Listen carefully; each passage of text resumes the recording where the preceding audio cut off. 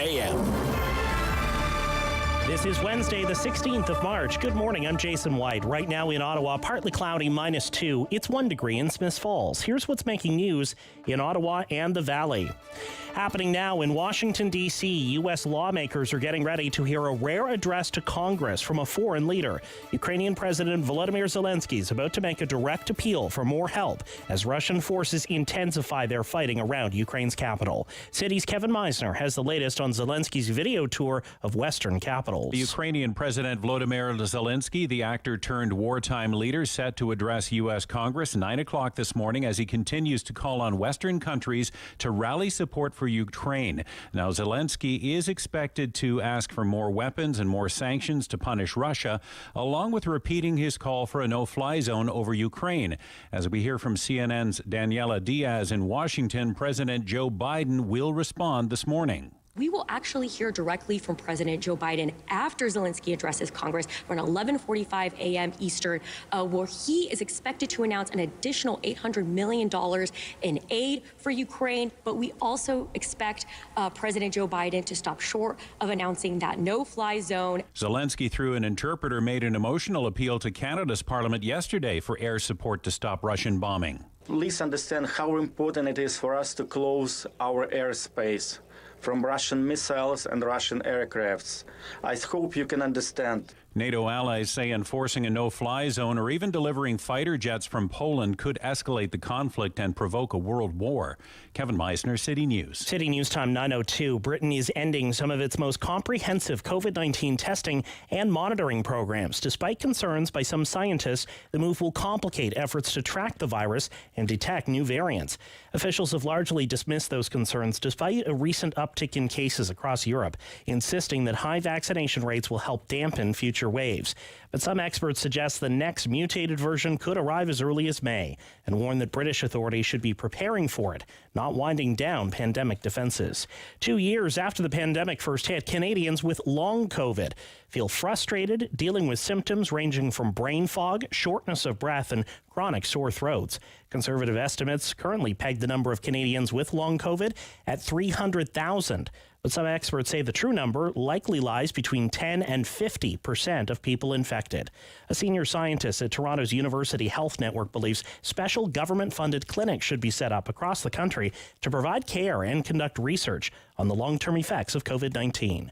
The Canada Revenue Agency is poised to go full speed ahead on collecting debts, just in time for tax season. Briefing documents to the country's revenue minister after September's election said the agency planned to fully resume collection activities early this year. The move was the last of 4 steps the CRA planned to take after adjusting its efforts given the health and economic concerns linked to the COVID-19 pandemic. The deadline to file your taxes this year is May 2nd. City News time 9:03. Let's get a check on the forecast now from meteorologist Jill Taylor. Overall, quite a bit of cloud. Mild for the afternoon, 6 degrees. And then tonight, cloudy +1. Tomorrow, St. Patrick's Day, cloudy for the morning. Slight chance of some showers. And then sunshine for the afternoon. Showers more likely for tomorrow night. The high near 14 degrees. The record, though, 16.3 set in 2010. For Friday, cloudy, showers, and 9. For today, the high +6. Right now, a partly cloudy sky, 1 degree now in Ottawa, 2 in Smiths Falls. I'm Jason White. For news anytime, follow up online at ottawa.citynews.ca.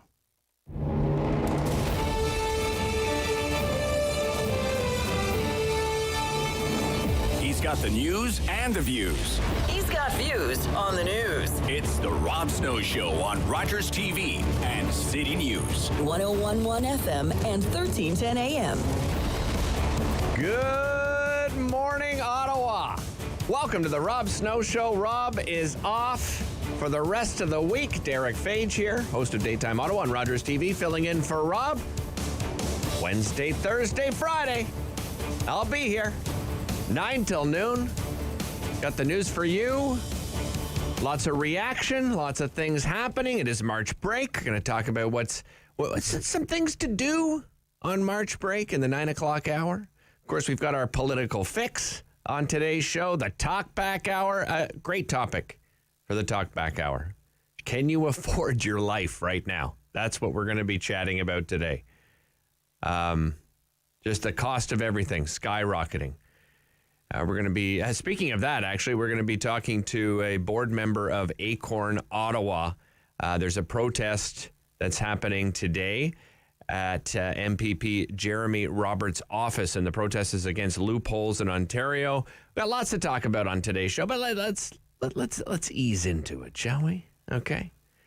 And by ease into it, let's talk LRT. We haven't talked about that for a while, have we? Let's talk about LRT. What's happening today? The LRT dispute is heating up. Great write-up from John Willing in the Ottawa Citizen today, longtime City Hall reporter who's been on the LRT beat since day one. So let's break it down for you. Basically, the city and RTG, the company that built the system and has that, let me remind you, 30-year contract to do all the maintenance, they are in court fighting about whether all the problems the Confederation line has had means that RTG can be found in default of their multi-billion-dollar contract. You remember that there is a push on from some members of council to have the city break that contract, by the way, at an unknown cost to taxpayers. Very important to remember that, and bring all the LRT maintenance work in-house, also at an unknown cost to taxpayers. And you know, probably not a bad idea to, you know, if things fall apart here, if they are found to be in default, to bring all that LRT maintenance work in-house, but you know, that's not an overnight thing. Right? You don't just make that decision and go, okay, well, we're taking over that. That's going to take months, if not years, to do a transfer. I don't think it's necessarily going to be an overnight situation. It's going to be a long time. So RTG, by the way, in new court documents, say that this whole process is wholly political and has nothing to do with the terms of the actual contract. This is in the Ottawa Citizen this morning. Okay, Here's a quote. Again, this is a great write-up from John Willing.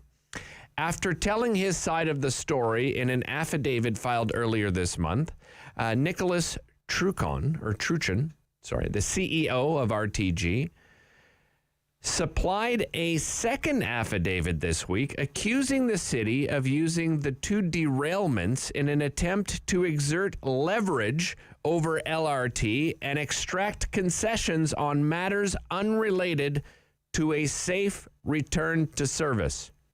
You can try to break that down in your mind.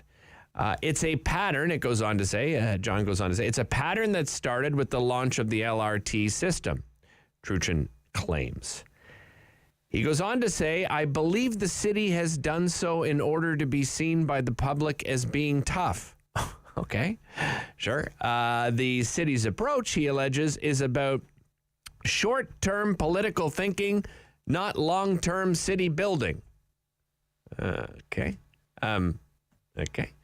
I think the whole idea of bringing the LRT here to Ottawa in 3 phases is actually about long-term city building. Maybe it's just me.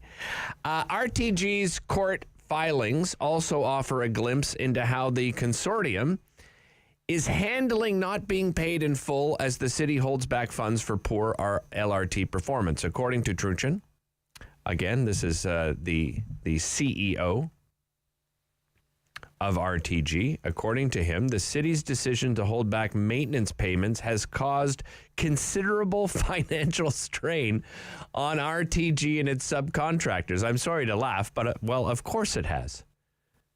You know, when you hold back payments on, to anything, yes, I would imagine it's going to be a financial strain, although RTG and its subcontractors, they're pretty big companies, but you know, I understand where they're coming from, but this is so. Okay, let me finish here. He warned the court that a finding of contract default would have irreparable consequences that would change the risk allocation for the project. End quote. John Willing's story in the Citizen today.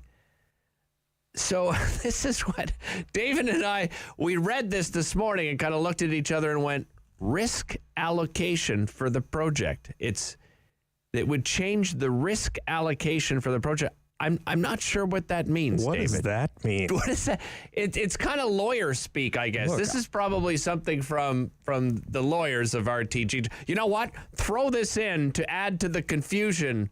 I am not a high-level project management professional.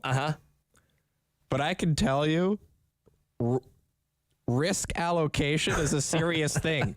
When you're talking about a 30-year, multi-billion-dollar contract, you think the risk allocation doesn't matter there?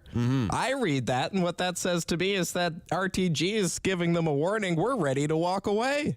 I think you're right. If we have too much risk associated with this specific project, this multi-billion-dollar 3-decade endeavor, this enterprise we've entered into with a public sector partner, if our risk allocation calculations have changed, maybe we'll just walk away from this thing. Which is interesting because the city is threatening to cancel the contract.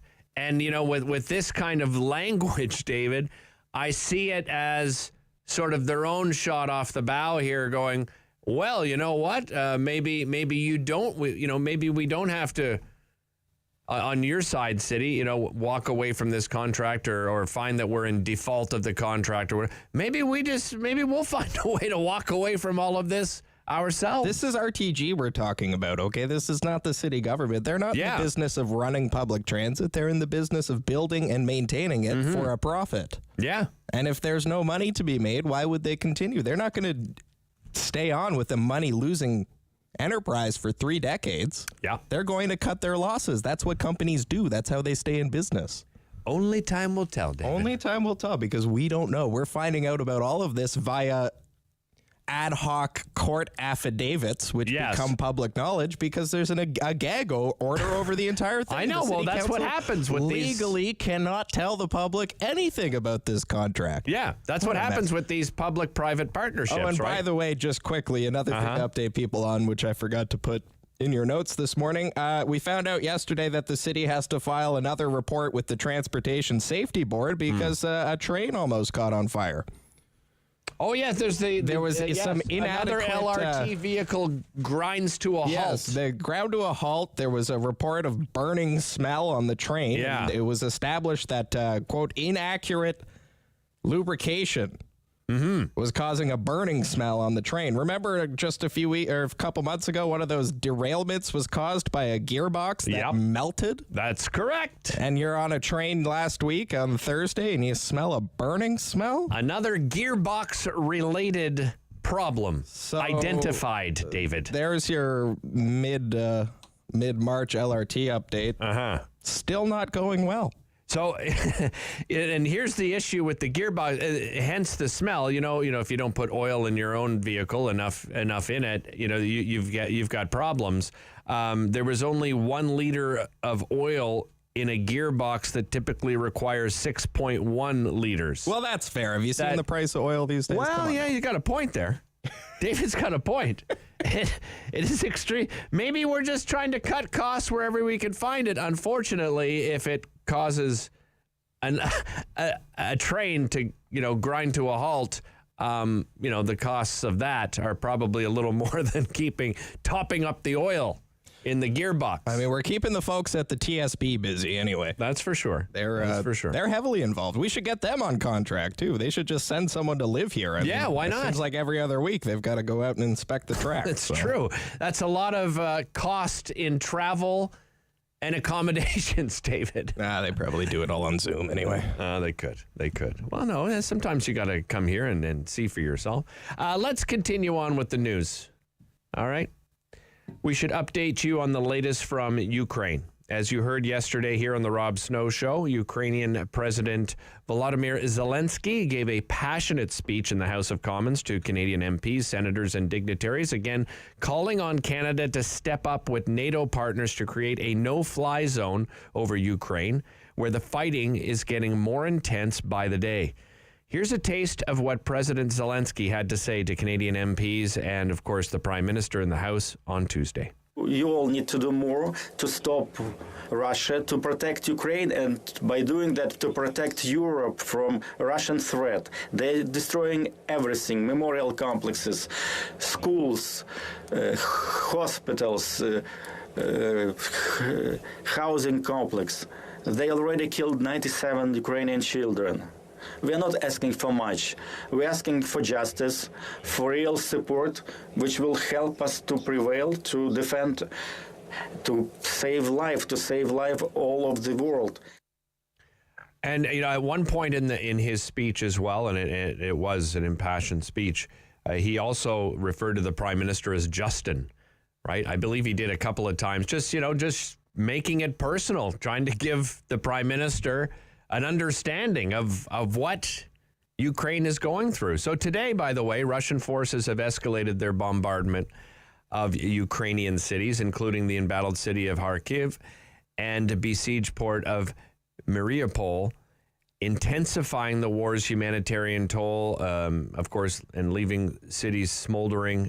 But diplomatic activity is quickening as well. Russian and Ukrainian negotiators have agreed to meet again after a fourth round of talks that Ukrainian President Volodymyr Zelensky described as more realistic than previous meetings. So, there is some hope. He urged patience as officials prepared to return to the negotiating table. We'll keep you updated on this, of course, throughout the day. Still ahead on the show, Chris Hofley coming up next to talk about things to do for March break. Looking for something to do this afternoon? You can still get tickets to the 2 p.m. Ottawa 67s game. Chris is going to give us all the details. That's coming up next. Then, of course, it'll be time for our political fix. Two of the best political strategists in Ottawa will join us. Chris Day is with Winston, Wilmont, and Geoff Turner is with Bluesky Strategy Group. They'll be here after the 9:30 news to analyze the political response to President Zelensky's speech yesterday, and we'll catch you up on the Conservative Party leadership race, which, so excited. This is, if you listen to the Rob Snow Show, you enjoy this kind of thing as much as we do. I think this is going to be one of the most compelling Conservative Party leadership races in quite some time. And then, of course, we have the Talk Back Hour. We'll do the Talk Back Hour. After the 10 o'clock news every morning, we open up the phone lines for you, the listener, for an hour of your calls, an hour of your opinions. Today's topic, the cost of living. David and I were banting about, throwing around some ideas this morning, and David went, aha, I've got it. We are going to talk about the cost of living. It's tough these days, A lot of people out there feeling the squeeze. More to the point, do you feel like your politicians care at all about the cost of living? They're saying a lot of things when it comes to the cost of living and rising prices, but they're doing nothing about it. That is our conclusion here on the Rob Snow Show.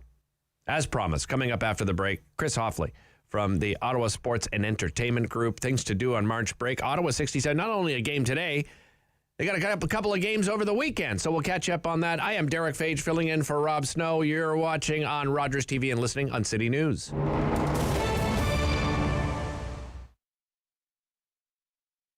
That same old train that brought me here is gonna carry me away again.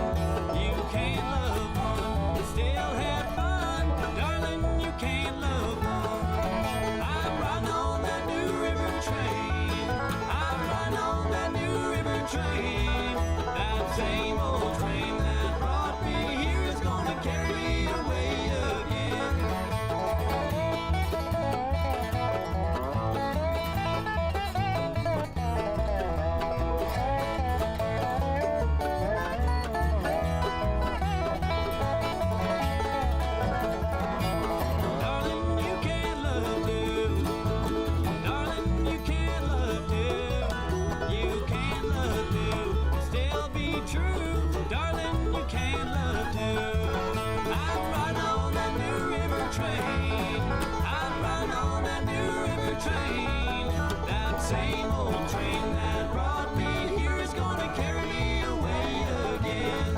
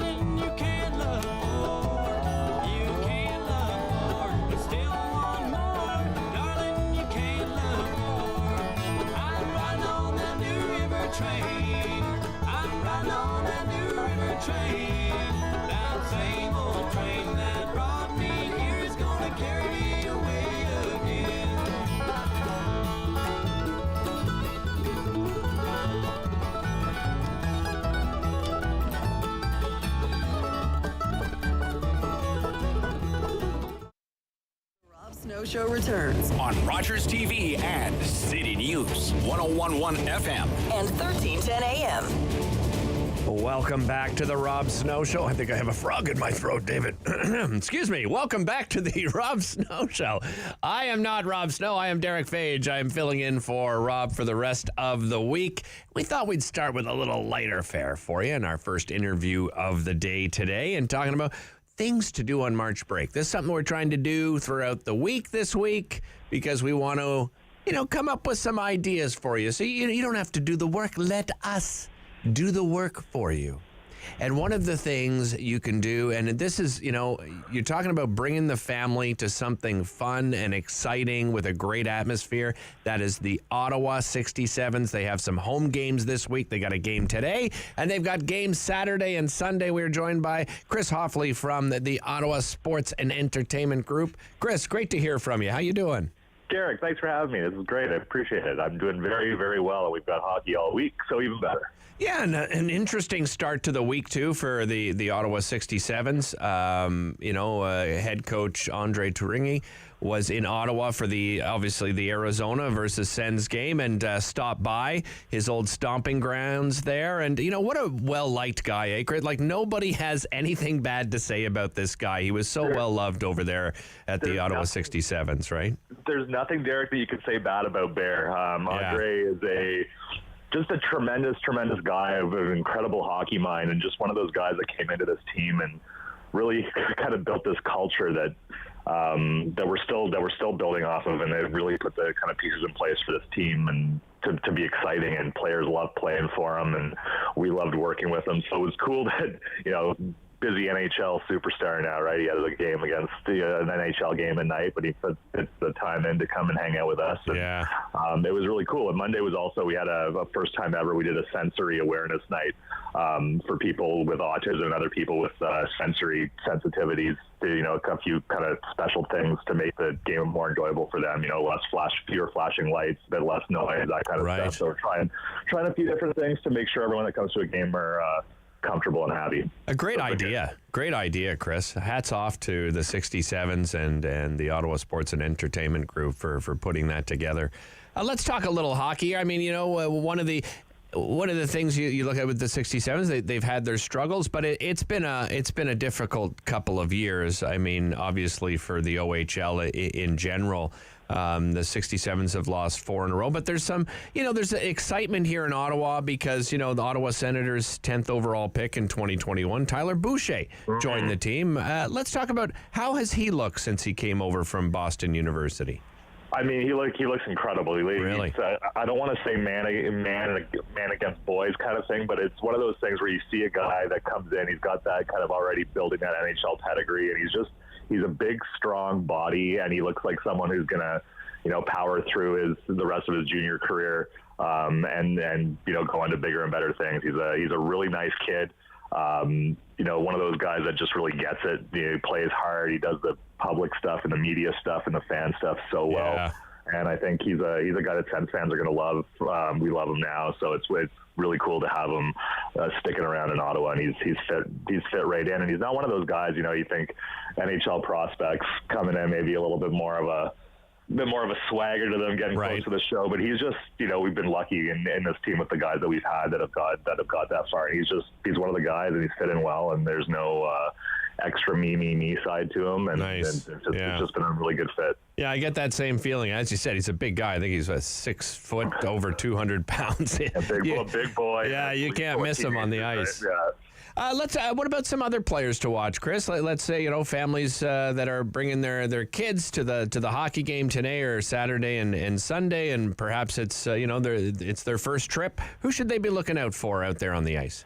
One of my favorites to watch this year has been one of our young guys, Vinny Rohr. He's our latest foray into Austrian hockey players, and it's another big success after Marco Rossi was so good for us in recent years. So Vinny is another one of those kids. He's got a lot of growing to do still, but he's come in and just been a dynamic, exciting offensive presence for us, and he seems to be getting better. When you come in for your first year, especially in major junior hockey, it takes a little bit of time to get into the swing of things. He's a bit of a skinnier kid, so you gotta wait for your moment. But he jumped in and started scoring for us, and we use him for a lot of content, media stuff, because he's such a good fun personality. He's one of those kids that just loves that he's playing hockey here, and he's doing a great job. So, and he's young, so he's probably not that much older than the kids you're bringing to the game. So, Vinny is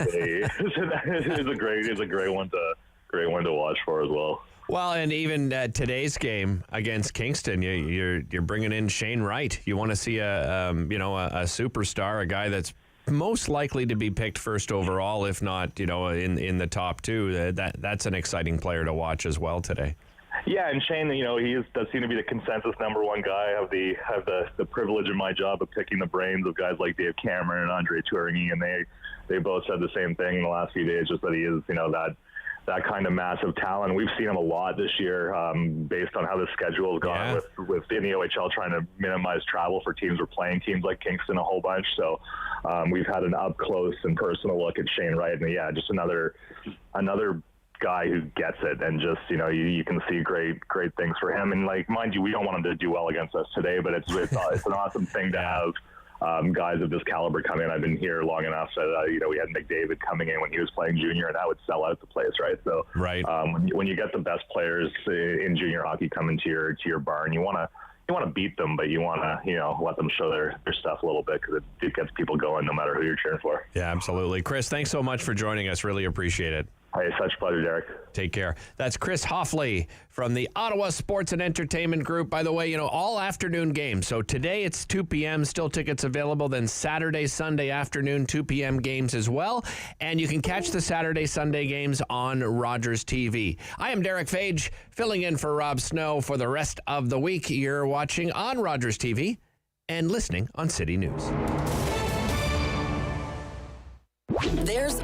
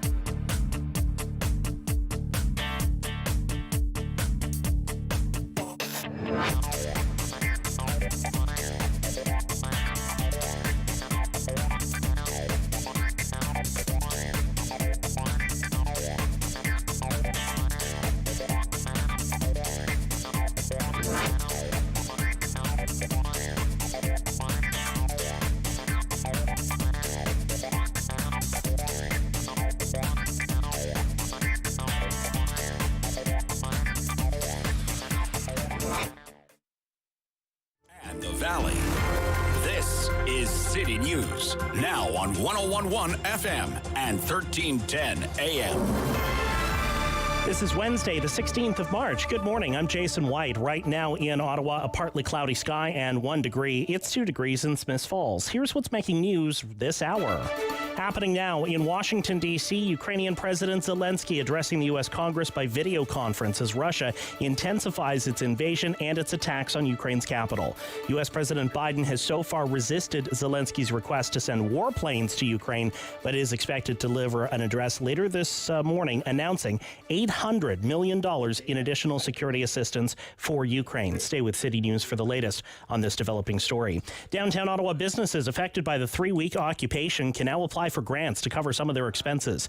Applications are open for the Downtown Ottawa Business Relief Fund. Invest Ottawa says it'll keep giving out the federal and provincial money on a first-come, first-served basis until the fund runs out. Tenants wanting stronger rent controls in Ontario are taking their message to a local MPP today, part of a province-wide day of action. They say rents for apartments and homes are becoming unaffordable. A rally will be held at 11 this morning outside the office of Ottawa West Nepean MPP Jeremy Roberts. The clock's ticking down to a potential Friday strike by Ontario's college teachers. The Ontario Public Service Employee Union's College Faculty Bargaining Team has told the colleges they'll go on strike Friday if the institutions don't agree to binding interest arbitration. Key issues have included workload, the contracting out of faculty work, and benefits for part-time faculty. City News Time, 9:32. I'm Jason White. For news anytime, follow up online at ottawa.citynews.ca. He's a pillar of community opinion. The Rob Snow Show returns On Rogers TV and City News. 101.1 FM And 1310 AM. Welcome back to the Rob Snow Show. Derick Fage here filling in for Rob Snow. It is one of my favorite times of the week because we get to talk a little politics. And oh boy, there's always so much to talk about. Of course, the situation in Ukraine, President Zelensky's address to the House yesterday, Prime Minister's, reaction, some of the reaction, of course, from some of our experts we always look forward to. And that's who we are joined on today's show. Each and every Wednesday, we do the political fix. We are joined by Chris Day, president of Winston Wilmont. Welcome to the show, Chris. Good morning to you, sir. Good morning. And Geoff Turner, vice president of Bluesky Strategy Group. Geoff, welcome. Great to have you back. Thanks, Derick. Great to be here as always. Let's start with you, Geoff. What's your reaction to the speech from President Zelensky addressing the House yesterday? Well, I think it just what an important moment for us. It was also just great to see every seat in that assembly filled by parliamentarians, gallery members, distinguished guests. These are fairly rare events, especially in a wartime context for a wartime leader.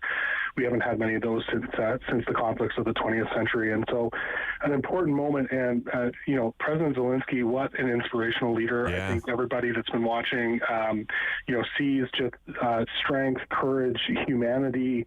And I think we're all just inspired by him. His remarks, of course, made a really, important plea to Canadians and to parliamentarians to see themselves in Ukraine. And I think it's really interesting because, if you look at Ukraine, it really is not that different from Canada, population-wise.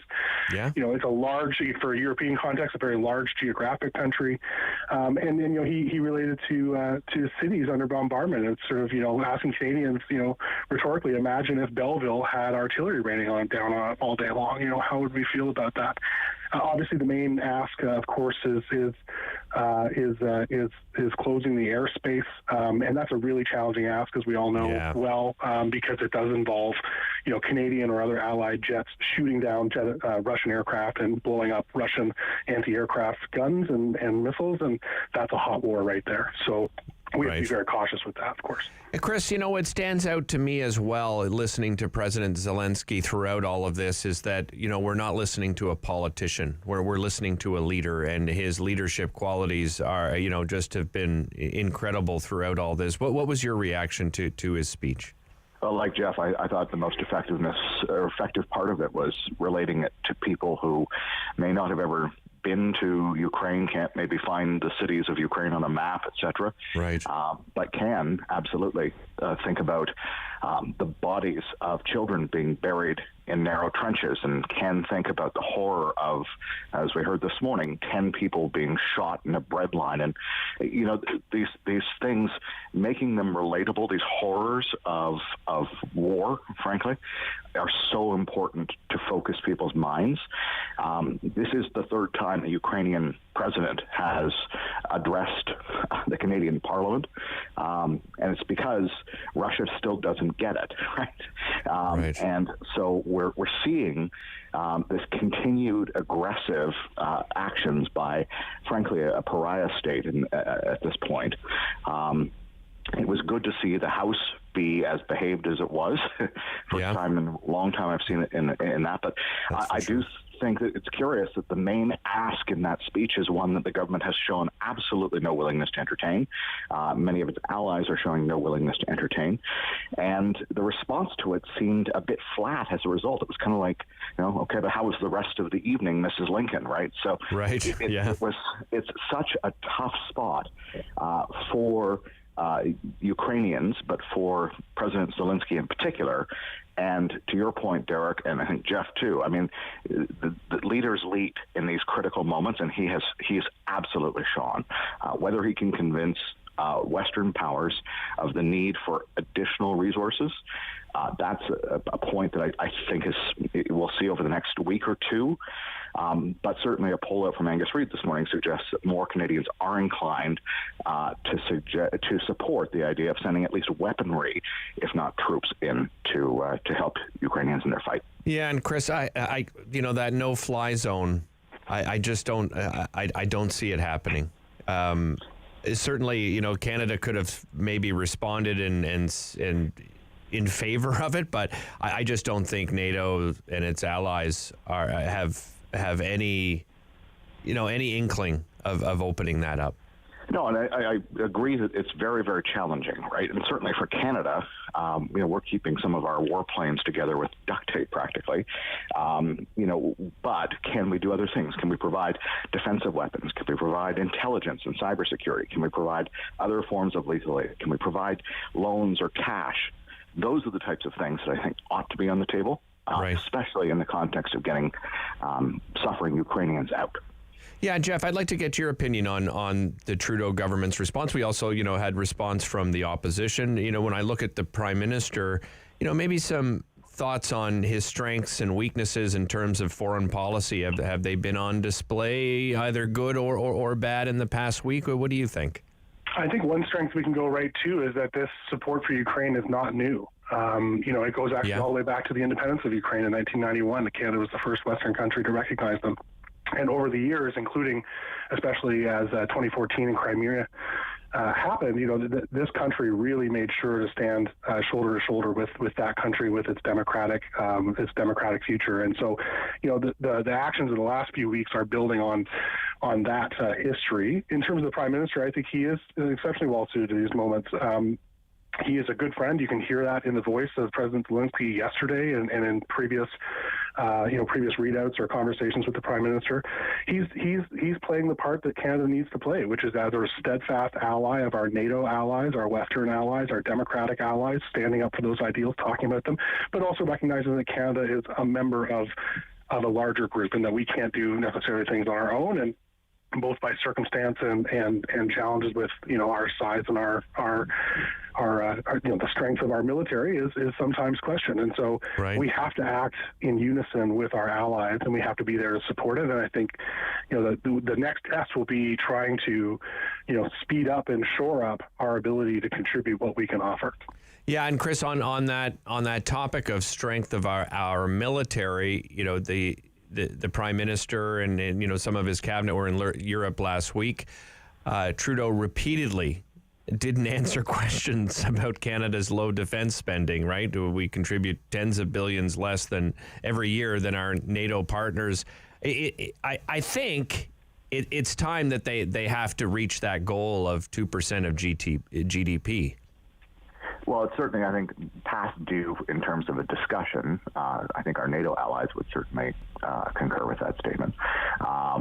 I think to Geoff's point, the Prime Minister has been really strong in the last 3 weeks in doing exactly what he's very, very good at, which is, emotiveness and photo ops and announcements and, sort of a steady drumbeat, a campaign-style rollout of measures, and he's done very well generally at taking opposition and community group suggestions on board and announcing those and working with allies and getting them to do big things and some things that probably some people didn't even expect that could be done are being done.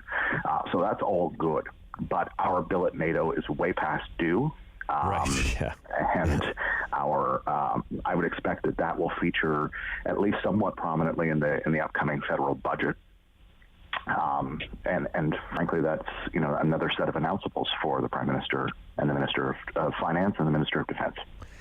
Geoff, Chris had mentioned a little earlier, just, when you look at, the House yesterday and, reactions and, the support and, not the usual back and forth and criticism, but I could see the Conservatives, exploiting this situation in the days to come about the lack of contribution to NATO and reaching that that goal that NATO partners want to see us reach. Do you see the opposition taking advantage of this?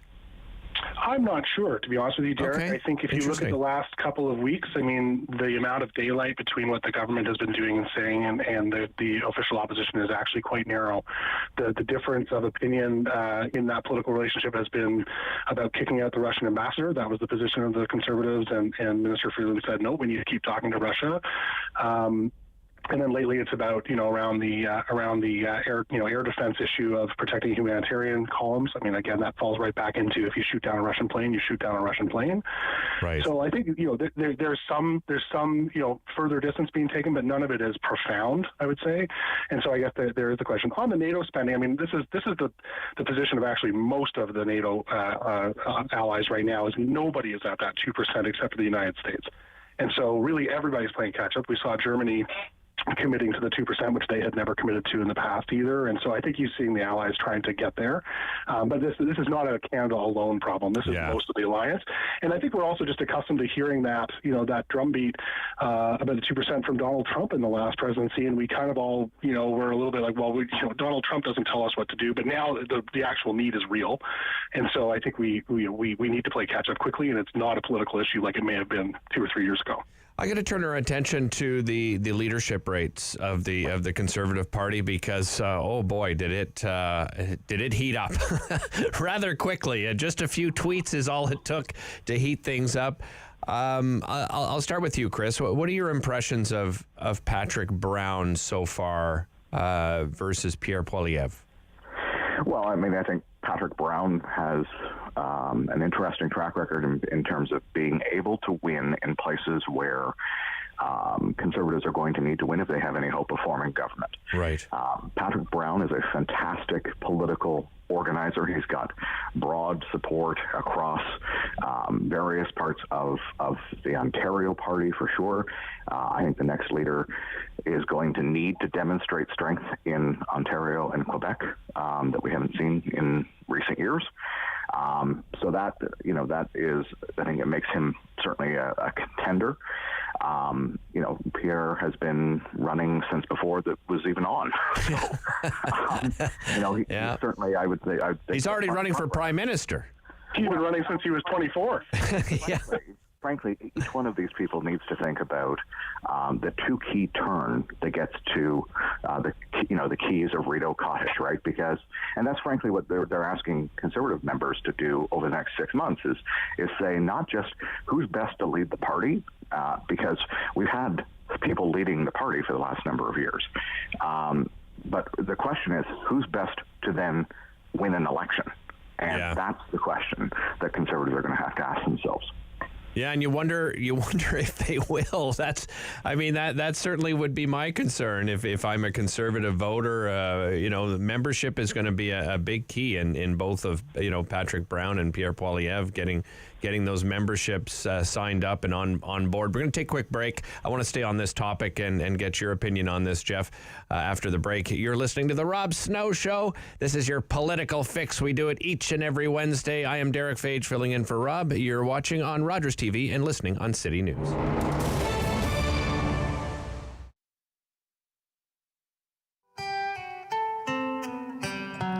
Est-ce que je peux prendre ta commande? Est-ce que je peux prendre ta commande?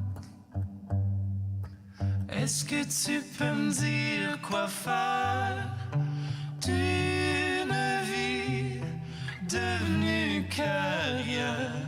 Est-ce que je peux prendre ta commande?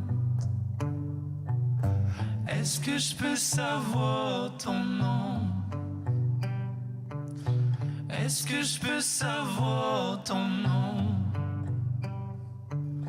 Est-ce que je peux connaître les vœux au fond de tes yeux quand on effleure nos ombres? Est-ce que je peux savoir ton nom? Ici les amours sont rares. Ici les amours sont rares. Ici les amours sont rares. Passe sort jamais ton char. Ici les amours sont rares. Au drive-thru. Ici les amours sont rares.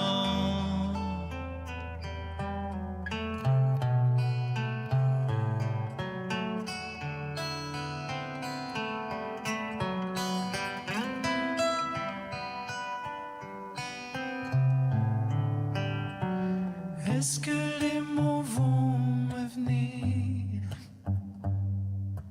Est-ce que les mots vont me venir?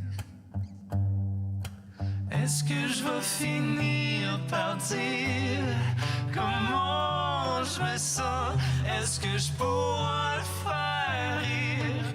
Est-ce que les mots vont me venir?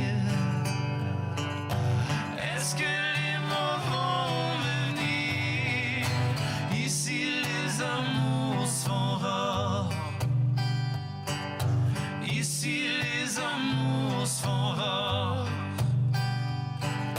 Ici les amours sont rares. Passe sort jamais ton char. Ici les amours sont rares. Au drive-thru. Ici les amours sont rares.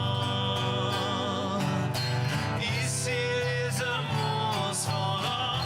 Au drive-thru. Ici les amours sont rares. Icon The Rob Snow Show returns on Rogers TV and City News. 101.1 FM and 1310 AM. Rob Snow is off for the rest of the week. My name is Derick Fage. I am filling in for Rob, and we go into the second half of the political fix here on this Wednesday, discussing the Conservative Party of Canada leadership. And I'm going to start with you, Geoff, in this second half. Talk to Chris about this, but your impressions of Patrick Brown and Pierre Poilievre so far. I think they're the clear front runners. We'll get to Jean Charest in just a moment, but what are your thoughts? Let me just start with Patrick Brown. I've watched his career for a long time. I'm an old Ontario Liberal, so I was around during his leadership there. One thing that I just want to that's really been troubling me in the last week as he launched his career, launched his bid here. Having CTV's lawsuit dropped, And having the correction of the age of one of the complainants does not change the substance of that story. And so he is not vindicated or, completely free of this scandal. One detail was admitted to be mistaken, and that detail does not change the whole story. And there are a lot of people, in particular women, of course, who are very attentive to the Me Too moment in this that brought this whole scandal to the fore, that this doesn't exonerate him. So let's just be clear that was a nice little show trick, but it doesn't actually exonerate him. Then stepping back from that, on strategy, I think everybody, the received wisdom, and it's true, is that Pierre Poilievre, I'm going to say this very intentionally, is going to run as the true blue candidate. He's going to fire up the base. He's going to use his impressive social media and sort of oppositional approach to round up those troops. And the incumbent, the job for Jean Charest and Patrick Brown's are to sign up tens of thousands, if not 100,000 new members, so that they can outvote that block of true blue folks. That's how that game is going to be played. Patrick Brown, as you said in the last segment, is an incredible organizer. He has connections to tens of thousands or hundreds of thousands of people who could sign up for conservative memberships. The challenge will be he will need to do it across the country. He has a power base, obviously, in the GTA. He can extend that power base into other urban areas, but I don't think it's going to be as easy for him to sign up in those other places that maybe Jean Charest does. So there is a bit of that stalking horse question, right? But I think it will be an interesting strategic battle between those two camps. One is trying to keep the existing membership fired up, and the other ones are going to try to grow it.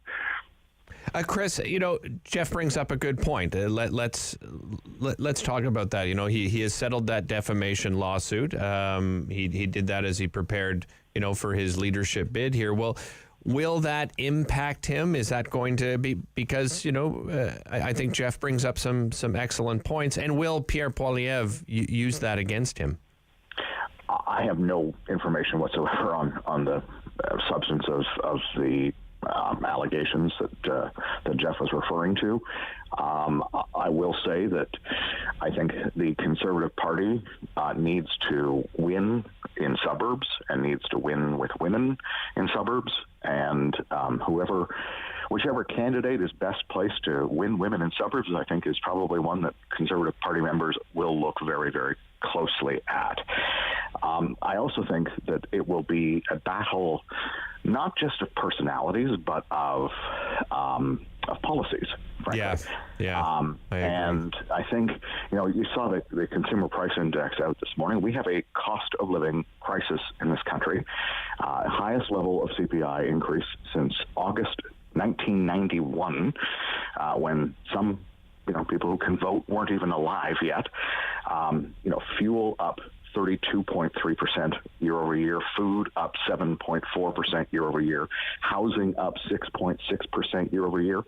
I mean, it's costing 12% more to buy a mushroom in this country than it did even in January. Yeah. So, I mean, I think there are some real substantive issues that leadership candidates will have to get their heads around and frankly, take the fight to other parties very quickly, because an election, as we know, in a minority parliament could be right around the corner. So I think that's what's going to focus minds as this race, it drags on. Let's turn our attention, Geoff, to Jean Charest, a rather bland opening, I think, to the campaign. From the tweet that he sent out, it was, he hadn't been on Twitter, and of course they got him up and running. I think, Rob and I spoke last week about it, and we were quite surprised, just with the type of people that he has around him, the kind of support that he has, the team that Jean Charest can build around him, and to put out something that just seems so meh. Most people looked at it. There was no energy to it. How do you grade his campaign launch? Yeah, geez, we live in this age of disinformation and misinformation and dirty tricks and all these, weird strategies that have to do with, pushing things out on social media or into the information space. And I actually wondered if there was some reality to what some people said about that, what's been described as a hostage video with a big red mug on the desk. Like, what's going on here?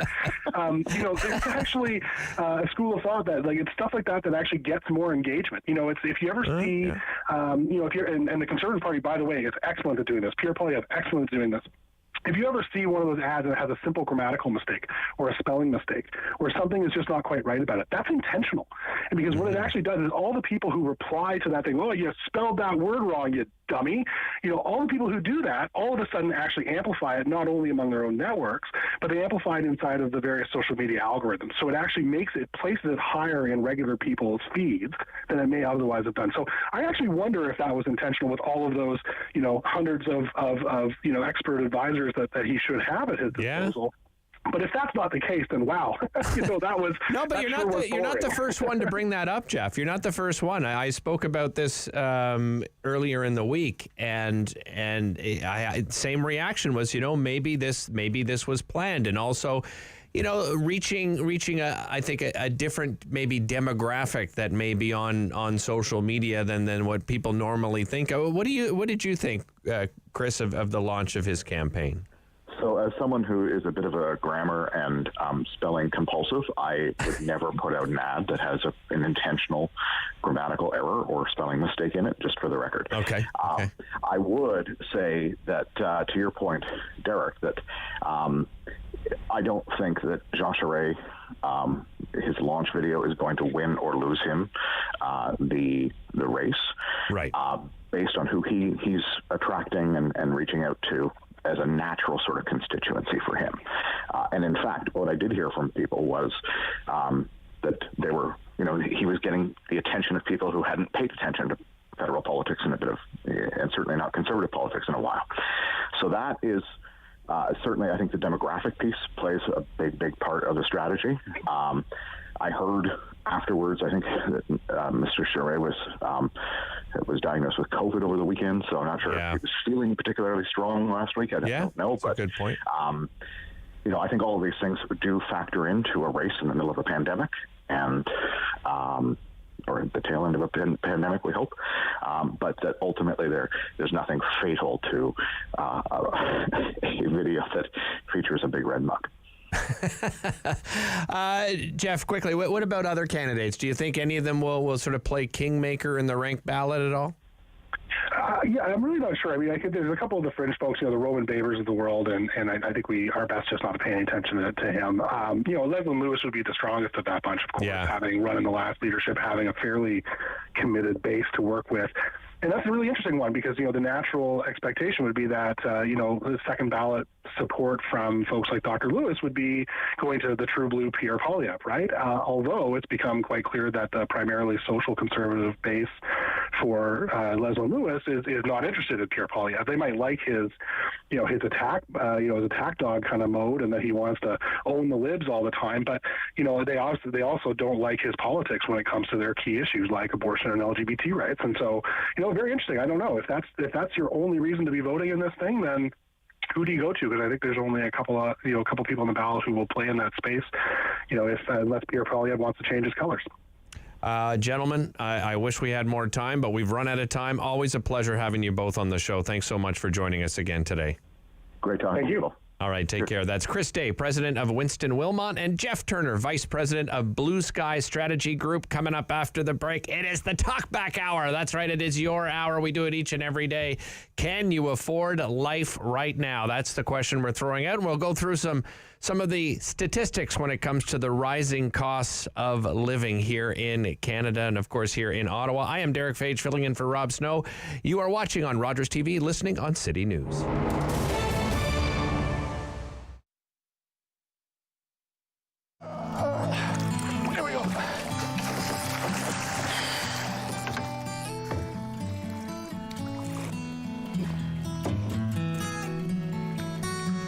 Going back in, okay?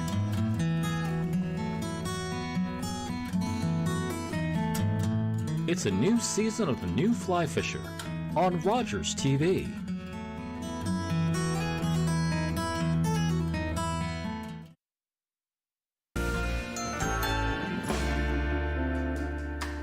I love to make abundance boards. And why do I call them abundance boards? Because they're an abundance of all the things that you love together. There's no rhyme or reason, there's no rules. It's literally about taking a whole bunch of different ingredients and making them into something that you love, that you can snack on. Maybe curl up on the couch and have a snack night. Charcuterie is all about a meat plate. And antipasti is all about a little bit of meat, a little bit of fruit, and a little bit of snack that you might have at the beginning of a meal, like an appetizer. I like to take all of these concepts and kind of mesh them together. It's kind of like a work of art because you're creating something delicious, but you're also creating something that looks super fancy, like from a gourmet style restaurant, but just using simple things you have.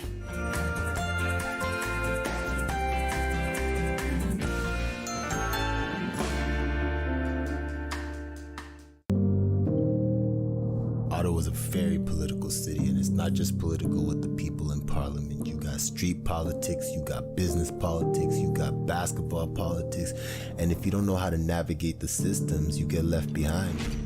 I did. They thought I went crazy. They thought I was dead. I was. But it's never too late to heal, to rebuild, to reinvent yourself. Prezi.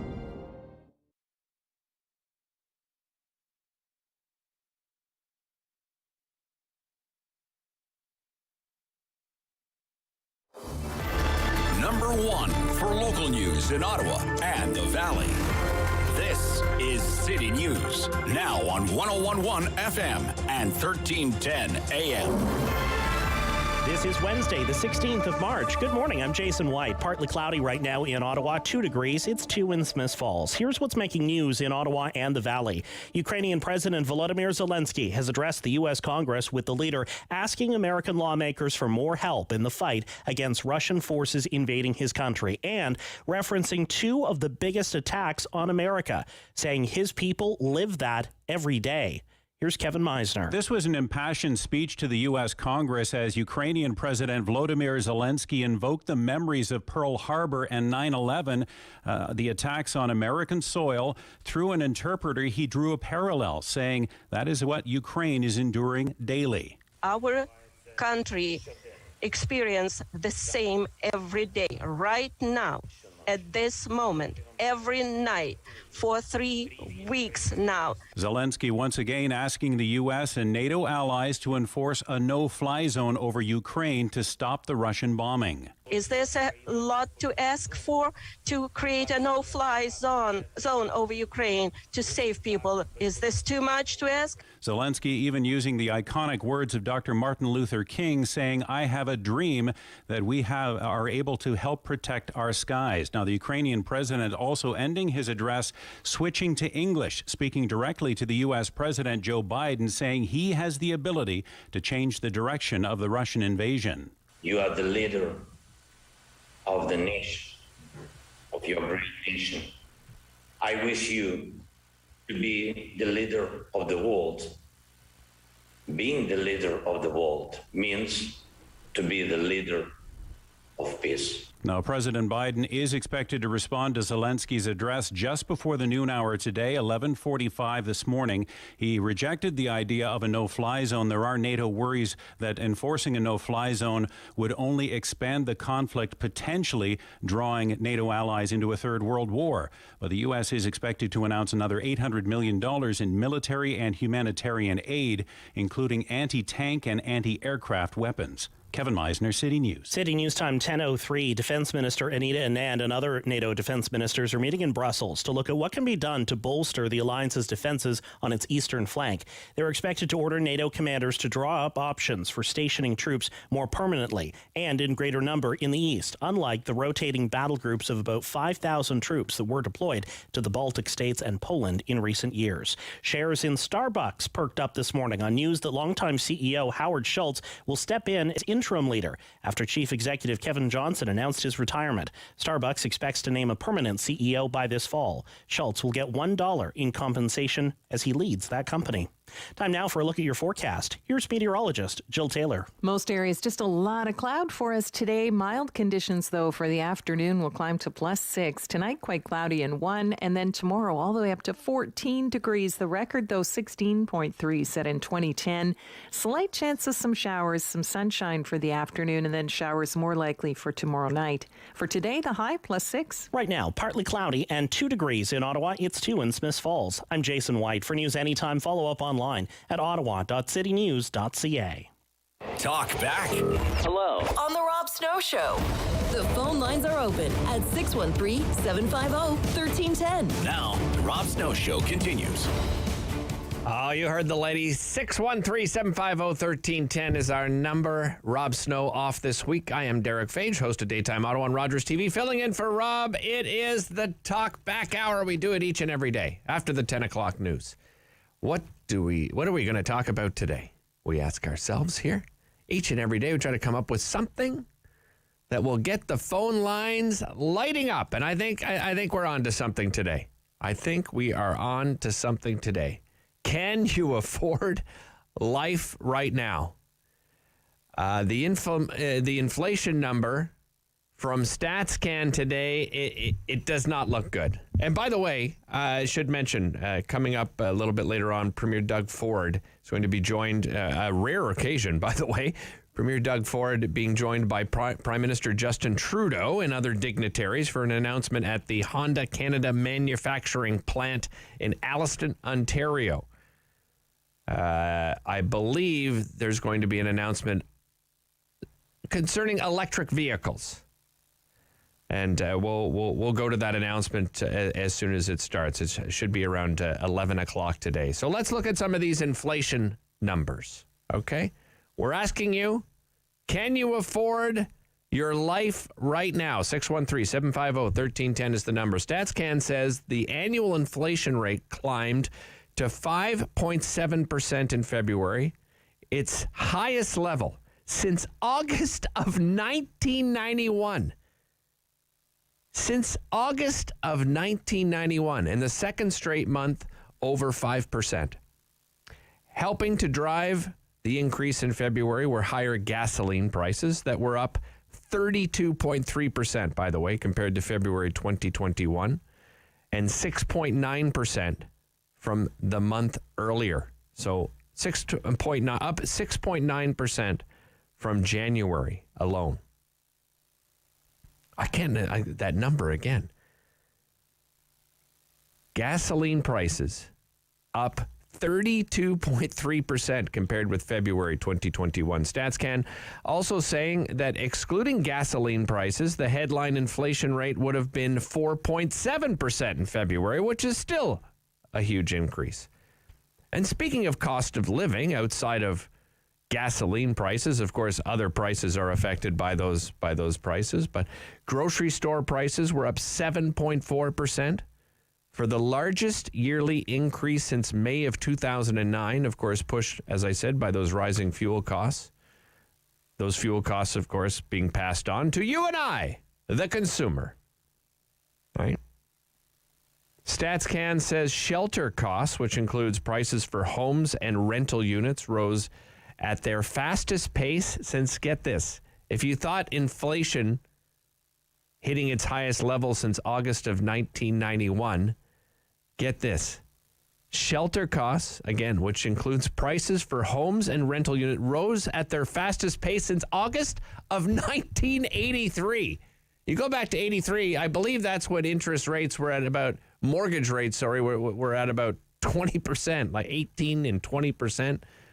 Is insane. The rise in the consumer price index compared with a year-over-year gain of 5.1% in January. So we're asking, can you afford your life right now, the cost of living? Can you afford the cost of living right now? We're going to be speaking a little bit later on in the show, by the way, coming up in the 11 o'clock hour. We're going to be speaking to Bader Zhara, board member of ACORN Ottawa. And there's, by the way, a protest at MPP Jeremy Roberts' office against loopholes in Ontario rent control laws. And the cost of rent now in Ottawa, what was it, David? $1,892 for a one-bedroom? Yeah, this is the brand new February data from rentals.ca. The average... Why are you laughing, David? $1,820. $1,820. Like for a one-bedroom And that's apartment. the average. Yeah. For a one-bedroom. That is crazy. I think it's about $2,025 for a 2-bedroom. Like the national average rent nationally is $1,954. And I know in Toronto it's over $2,000, so that drags up the national average. Yeah. But if you want to talk locally, 1-bedroom average in Ottawa locally is $1,692. $1,600. And if you want 2 bedrooms, maybe you work from home. Yeah. $2,000. Over $2,000 a month. Oh my goodness. I mean, if you think about, what is that rule of thumb that we've always heard is the 30% rule, right? Yeah. The 30% of your gross income. Yeah, right. Okay. It's supposed to be going just to rent. That's not even including utilities. And this is the one that kills me right here. Ready? The increase. This is a month, year over year look at the monthly rent in February. The average increase year over year, 9.9%. Wow. For rent. 10%. I didn't get a 10% raise this year. Did you get a 10% raise this year? No, sir. I didn't get a 10% not. raise this year. Hey, give us a call on this. We want to hear from you, 613-750-1310, because I know everyone listening right now, you did not get a 10% increase unless you're, a CEO of one of the major companies in the world, like the Amazons of the world. Maybe you got your big bonus and that probably worked out to a 10% increase. But the rest of us, if you're just a normal person with a normal salary with no bonus, like, how are you supposed to live? David, if I use that 30% rule, I was terrible at math. My poor father, who's a chartered accountant, will be shaking his head right now if he's listening. But I mean, I think you're looking at about $60,000 a year, right? Gross income in order to get to that 30% rule of thumb. And $60,000 is not an average salary. No, I think it's about 48, isn't it? Much lower. It is 48 to 50 in most cities. Yeah. So you need to be making a full $10,000 above the average salary just to afford rent. Yeah. I don't know about you, but I feel it. I feel the squeeze every month. Absolutely. Absolutely. Groceries, you have to be so careful. I'm at the point now.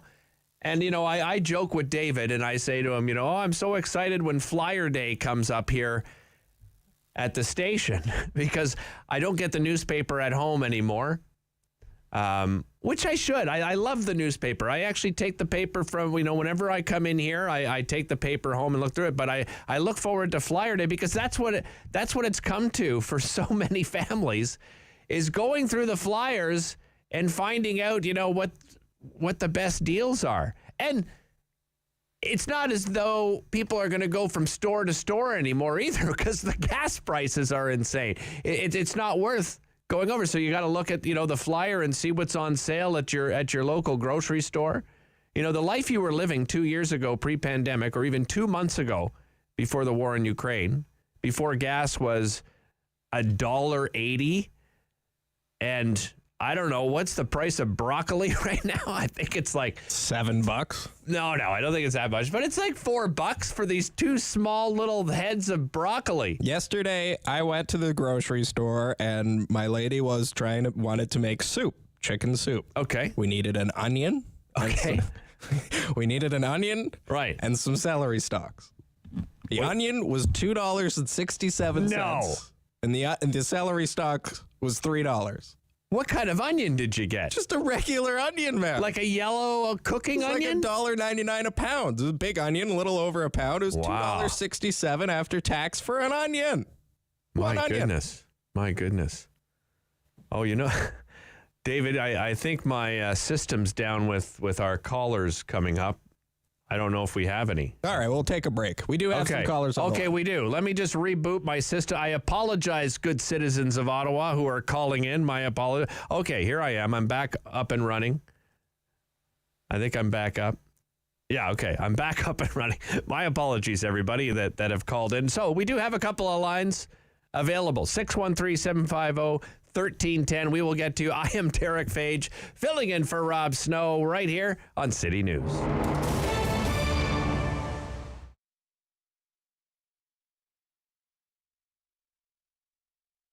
When it came to opening the business, because I was so young, there was a lot that I didn't know about management, financial management, management of people, all around management, I think is the word that I always come back to.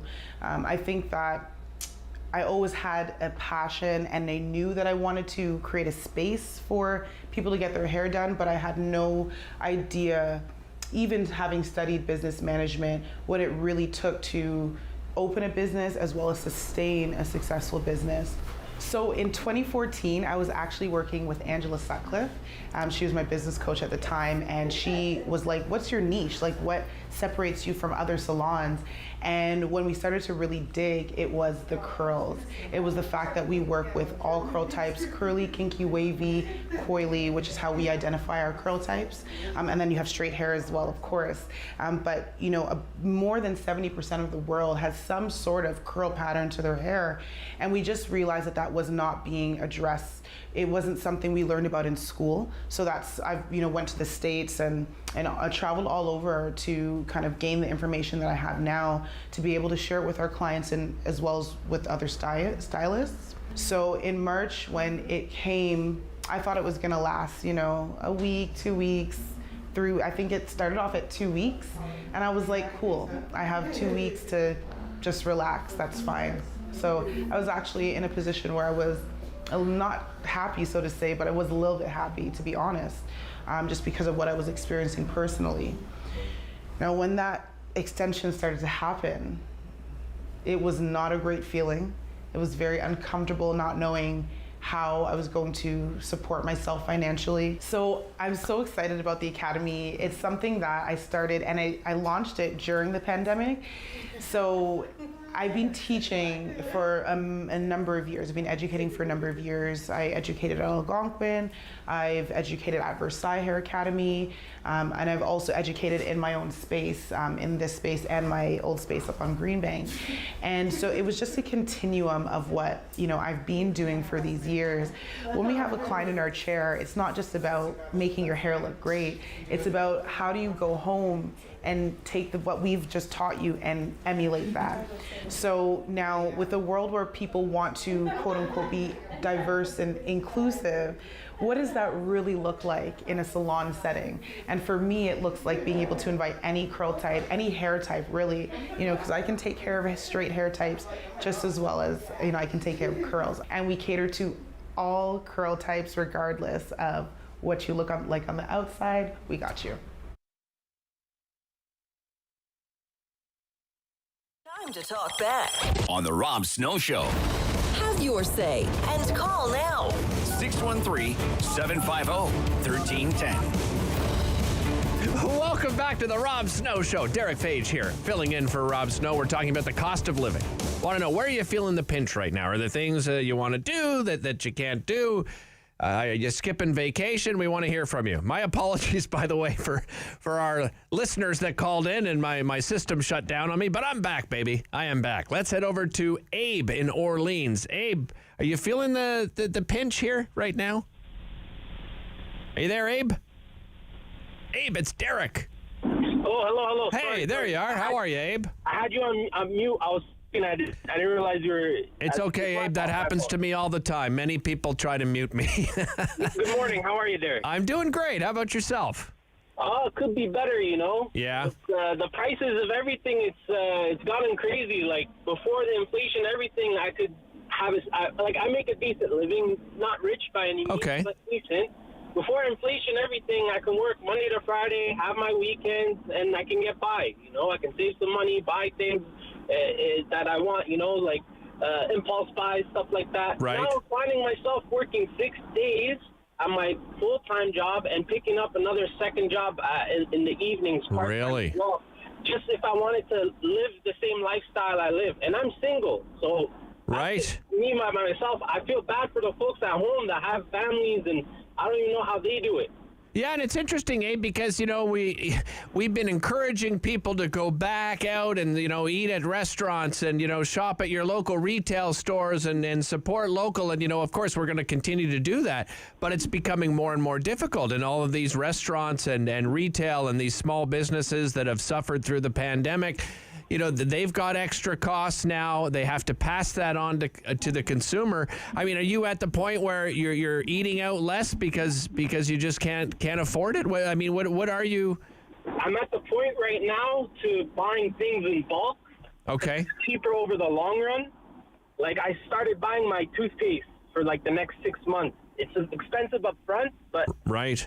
For the dollar I'm saving versus buying it whenever I need. I'm at that point right now where I'm buying like the things I can buy besides, things with an expiry date. I'm starting to buy them in bulk because it's cheaper over the long run, and I won't have to go to the store for a few months at a time. Yeah. Yeah, no, I feel you, Abe. I mean, look at David just bought a one large onion yesterday for $2.60. I still can't believe it, Abe. Thanks so much for the call. Really appreciate the time today. Let's head over to Ron in Ottawa, who wants to talk about this. The cost of living. Ron, are you feeling the pinch? Yes, I got good news for you, Derick. What's Your that? Mathematics is correct. You need $5,000 a month to afford $1,750 one-bedroom apartment. Wow. And as we know, the average salary is about $48,000-$50,000. I've got some sad numbers for you. I follow the banking industry. Okay. Last year, 2021 tax year, was the lowest contribution ever in our RRSPs. And the average Canadian has $50,000 in their RRSPs, and you have 40-year-olds and 50-year-olds starting to cash those RRSPs to live on. And what are they going to do when they turn 60? Yeah, no, it's so true, Ron, because if you look at Canada Pension Plan, Old Age Security, that's not enough to live on. Approximately, it's less than $20,000 a year. Yeah, and we need. So here's the other thing, Ron. Have you heard anything from our politicians in the last month that made you feel like they cared about the cost of living? I mean, I know they've talked about it, but they haven't done anything, well, and they haven't even talked about it. When gasoline goes up, there's a GST on that, so the federal government and the provincial government make extra money. You mentioned that you're going to have the chap in from ACORN. Yes. You might want to remind them there's an election in June. Yeah. And how anybody lives on a $15 minimum wage, that's a sin. It's impossible, Ron. I'm going to throw it out there. It is impossible to live on $15 an hour. The government took away the proposed increase, which was supposed to happen January 1st, 2019, to $15 an hour. Mm-hmm. That was a promise of the previous Liberal government. He took that away. Well, and we're up there now, but it's still not enough to live on. Ron, thanks very much for the call. Really appreciate it. Let's head over to Geoff in Ottawa. Wants to talk about the cost of living. Geoff, are you feeling it too? Yes, how's it going? Hey, I'm doing great, Geoff. How about yourself? Good. Listen to those cost of apartments. I am a landlord, so okay. Maybe I am biased there somewhat, but not that I'm trying to toot my own horn, but I do offer below market rents, as well as I include utilities and stuff. So I try to be a bit of a good person when it comes to that. But when I look at one of my properties, I'd love to develop it, right, and turn 2 apartments into 4. My upfront cost before I put a shovel in the ground is just under $200,000. Right. Between permits, dealing with the city, there's been 4 environmental assessments in the neighborhood directly around my property, but the city wants me to do another one just to make sure everything's environmentally friendly. So yeah, and Geoff, you know what? I'm not crapping on landlords across. There's some great landlords, like it sounds like you're yourself out there. There's obviously bad landlords. Listen, there's bad tenants as well. Yeah. But the cost of living is becoming unbelievably high. There's no debate there, and I guess just for some of the listeners that maybe aren't aware of the back end stuff, that we do live in a capitalist market. So am I looking to make a return on my investments on my properties? Absolutely.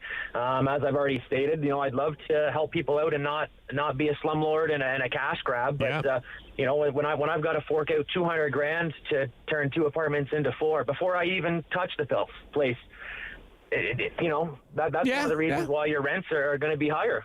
I understand where you're coming from, Geoff, for sure. And I thank you for the call, because it's a good perspective, because we often hear from tenants associations and we don't often hear from landlords and landlords associations. So appreciate the call, Geoff. Thanks so much for calling in today. Just to go over those numbers again, by the way, StatsCan reporting gas prices shot up 32.3% year over year in February. Rising fuel prices have contributed to a 7.4% rise in grocery store prices. That's the largest yearly increase in that category since May of 2009. While prices for homes and rental units rose at their fastest pace since August of 1983. And then we keep, we hear about the, gas, that if gas costs too much, we should, look at an EV, an electric vehicle. Have you looked at one recently, Derick?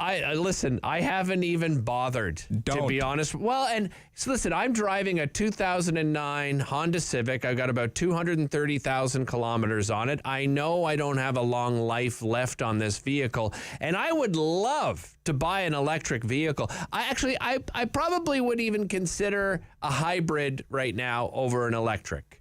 I think I have that sort of electric vehicle anxiety that some people have talked about. I'm right there with you. People who know keep telling me the hybrid technology is better anyway, but it's the cost. I know. I can't see. Now, I would never buy, by the way, a brand new car. I'm a guy that buys, if I'm getting a new car, it's a new used vehicle, right? Most people do. I think so. Yeah, I think so. What's the average cost of like a Tesla right now? Like what is the low end of a Tesla? Like 50,000? What Tesla did is they created their base model, which is at 35,000, just to be like, hey, look, we've got this model that's quote unquote affordable. But if you want anything in it, like seats and seat belts, no, I'm joking. But most of them start at about 40 grand. 40 grand. I'll look it up here in the news, and we'll have more when we come back. Okay, that is an incredible amount of money for a car. And you know what? I know there are car guys and gals out there, and they love their car. I mean, I drive by sometimes someone's house that just looks like it's falling apart, David.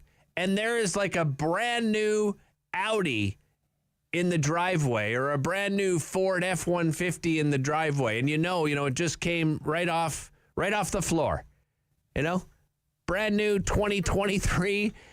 I don't know. I can't justify spending that kind of money on a car. I think my car costs like 12 grand. I'm on the website now for Tesla. We could talk more when we come back. Okay. Let's just to give you a taste. Yep. If you want to order one today, you might get it in July. Okay. That's the estimated delivery date for the base model, $61,380 Canadian dollars. Because it goes up, right? The cost of nickel skyrocketed last week. Yeah. Because they build these things to order. So as the base materials go up, the price fluctuates. It's not like one advertised MSRP. Base model is 61,000. That's what it says. Oh, Model 3, my 61,000. If my wife is listening, we can forget about the electric vehicle buy. Even a used one. Like, I don't even know if you could find one. And the base model is the one with the 430K range. Okay. If you want one with like a 500 kilometer range, that's I don't even want to tell you. It's over 80,000. Oh, my goodness. All right. We have one line available, 613-750-1310. We're talking about the cost of living. Nick, Fred, Gloria, we'll get to you after the break. You're listening to The Rob Snow Show right here on City News.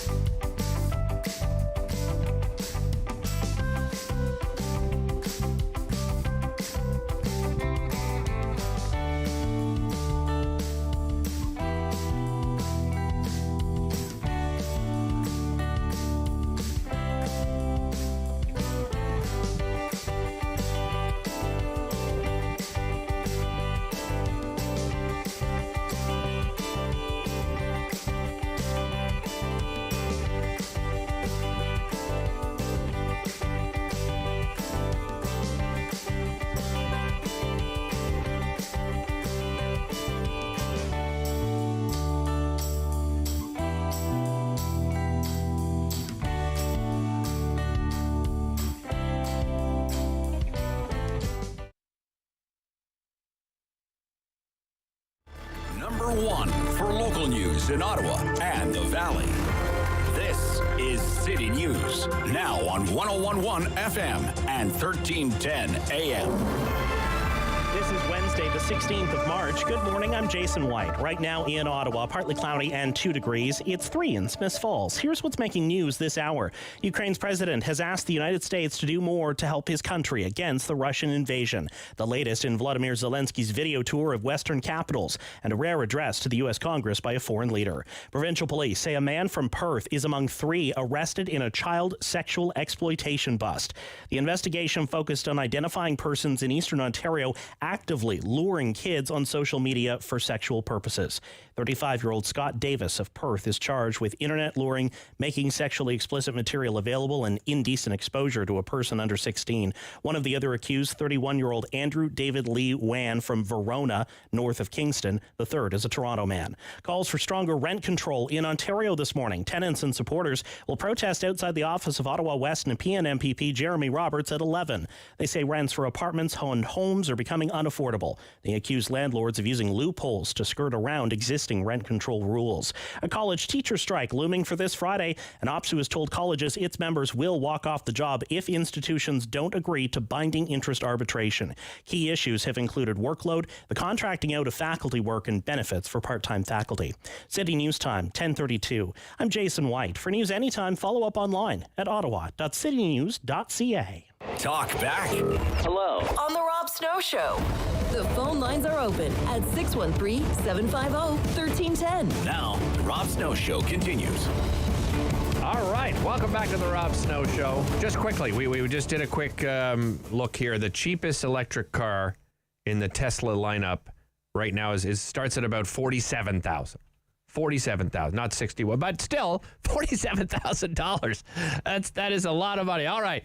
The lines are lighting up here. People want to talk about this. We're talking about the cost of living.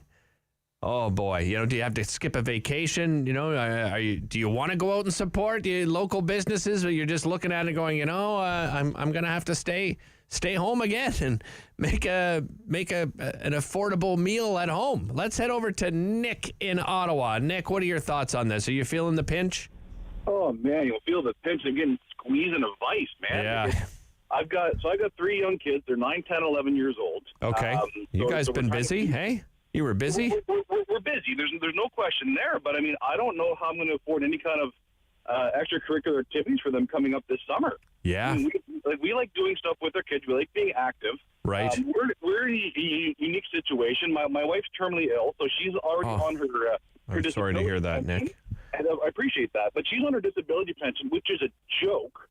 Yeah. I mean, if something happens to me, how is she supposed to expect to live off of like $1,200 a month? Yeah, no kidding. It's a joke, right? So, I get it. I'm in a unique situation, and don't get me wrong, I'm incredibly grateful for the province that they pay. She's on one medication that costs $120,000 US a year. Wow. I'm incredibly grateful that they pay for that. But on the other hand, just from day-to-day living, I drive for a living. I put on 4,000 kilometers a month. I honestly, I have no idea if gas prices keep going up, how I'm going to keep doing it. You know what I mean? No kidding. And how am I supposed to get ahead? Now, I know there's a lot of other people out there that are not in my exact, but in a similar situation going, how am I going to afford a home?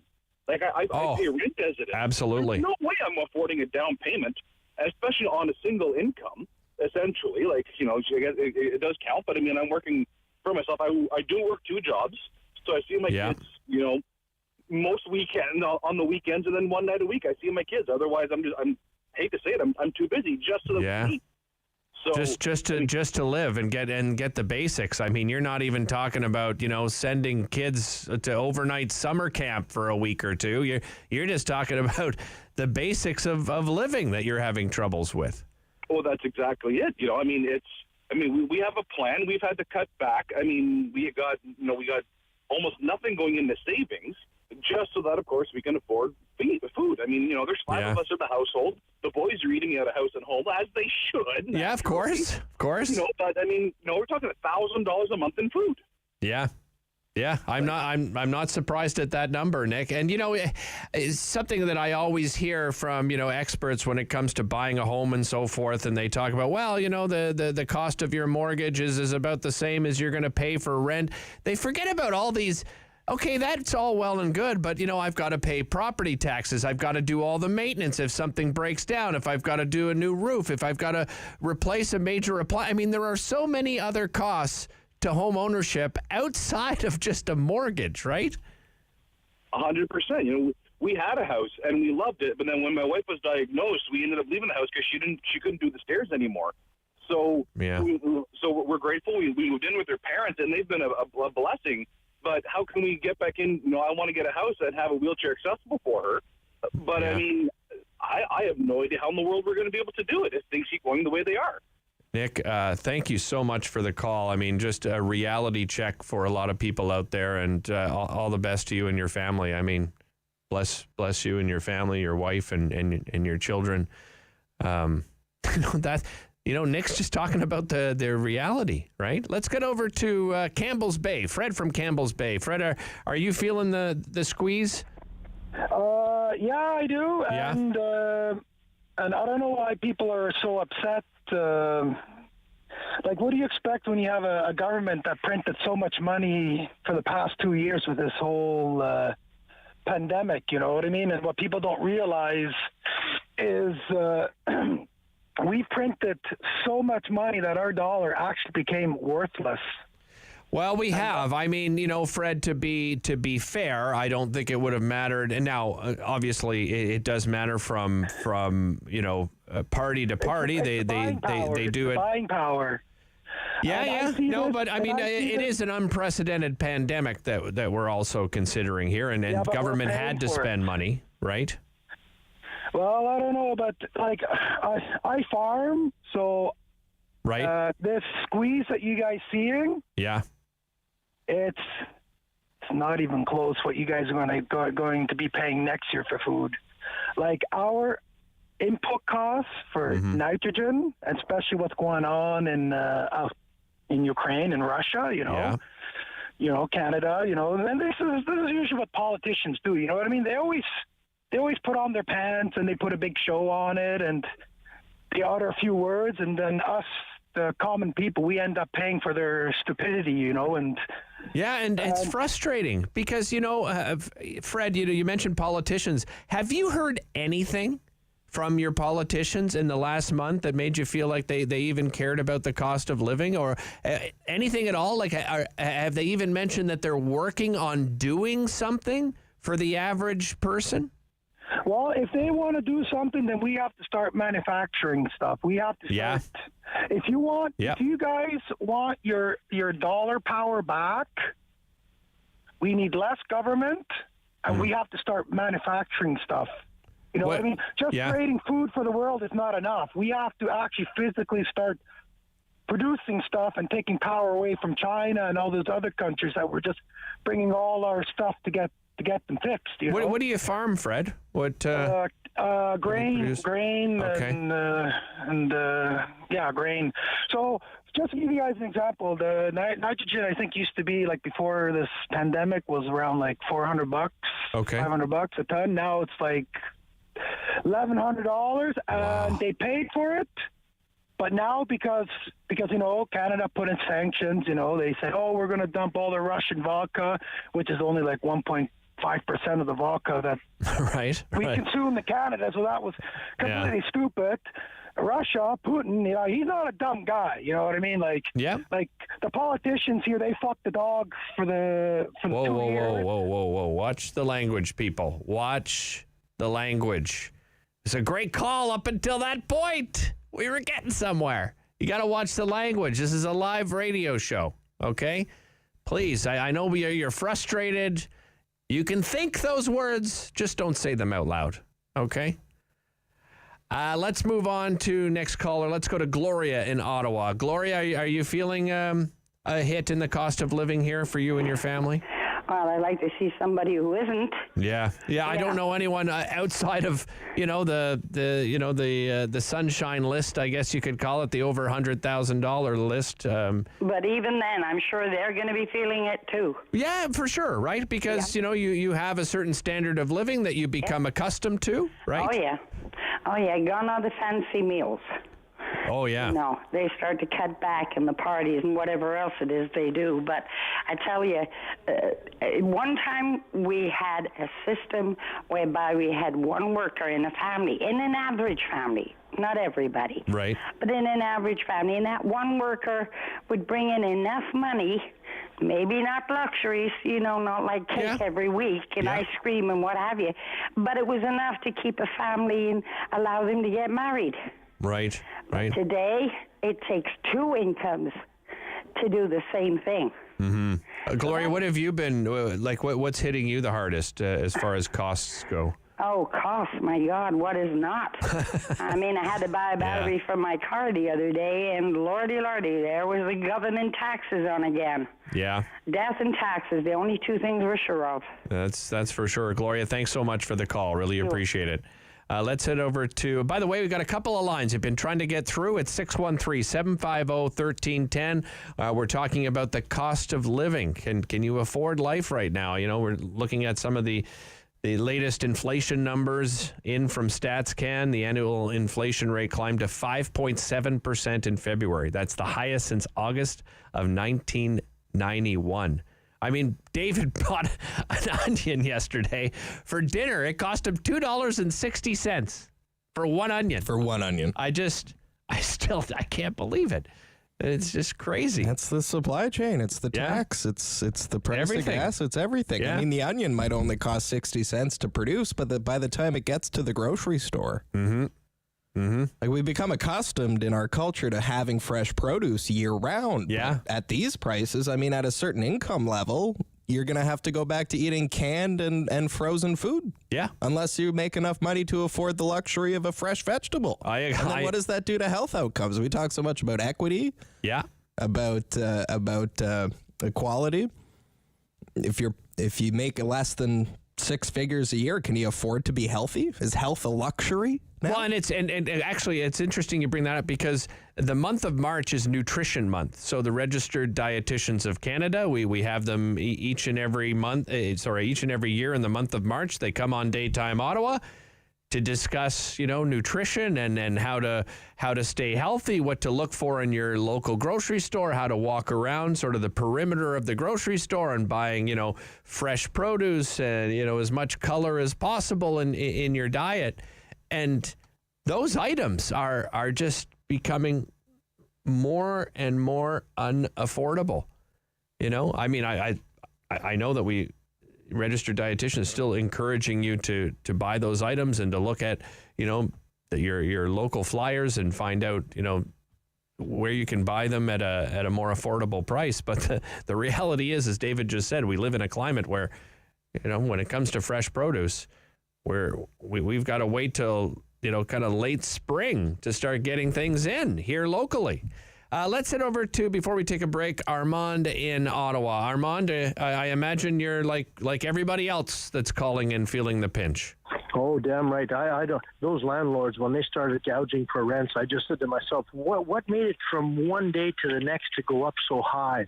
It's just terrible. They told us when this whole pandemic started, it won't affect you, it won't affect you. Well, I'm sorry. The people are gouging. The people who are selling houses are gouging. Everybody wants in on this and make money.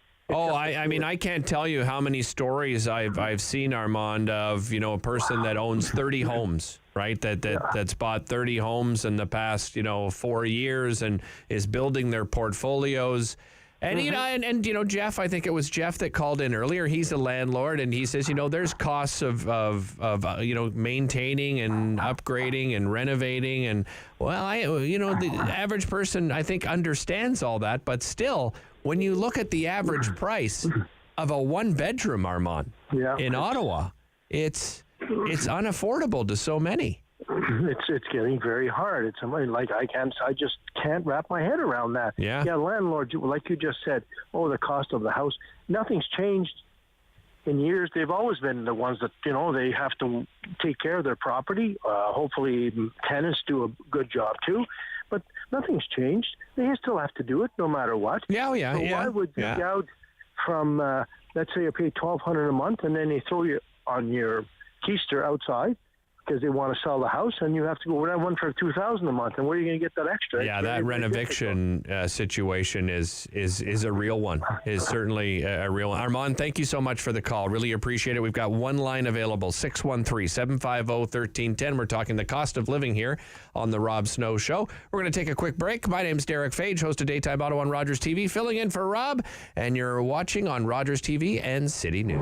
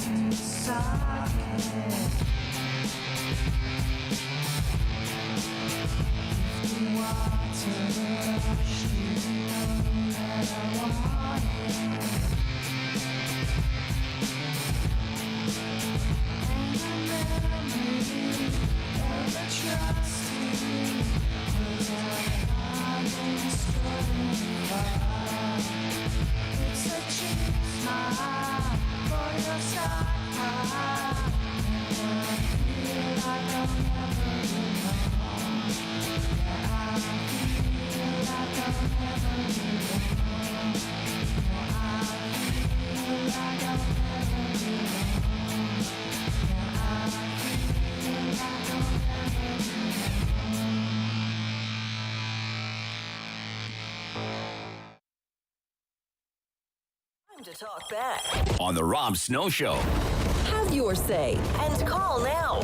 613-750-1310. Welcome back to the Rob Snow Show. We are in the final segment here of the Talk Back Hour. We do it each and every day. If you're just tuning in now, we do it each and every day. Open the lines to you, the listener, to share your opinions on the issues of the day. Our issue today, and it has been for quite some time, is the cost of living. Cost of living. Yeah, one of the questions David and I were going to ask was, did you have to skip that vacation this year? I mean, we're not even close to having to ask that question to any of our listeners, because they're just talking about the basics. They can't afford the basics. I mean, with rent, the rent being increased, the average cost of a one bedroom going up exponentially, and annual inflation, the cost of gas, it goes on and on. We have one line available, 613-750-1310. Let's go to another caller. Let's go to Kim in Barhaven. Kim, How are you guys coping with the cost of living these days? I mean, we've had to cut out quite a bit from, our groceries and things like that. And I mean, it's really hard.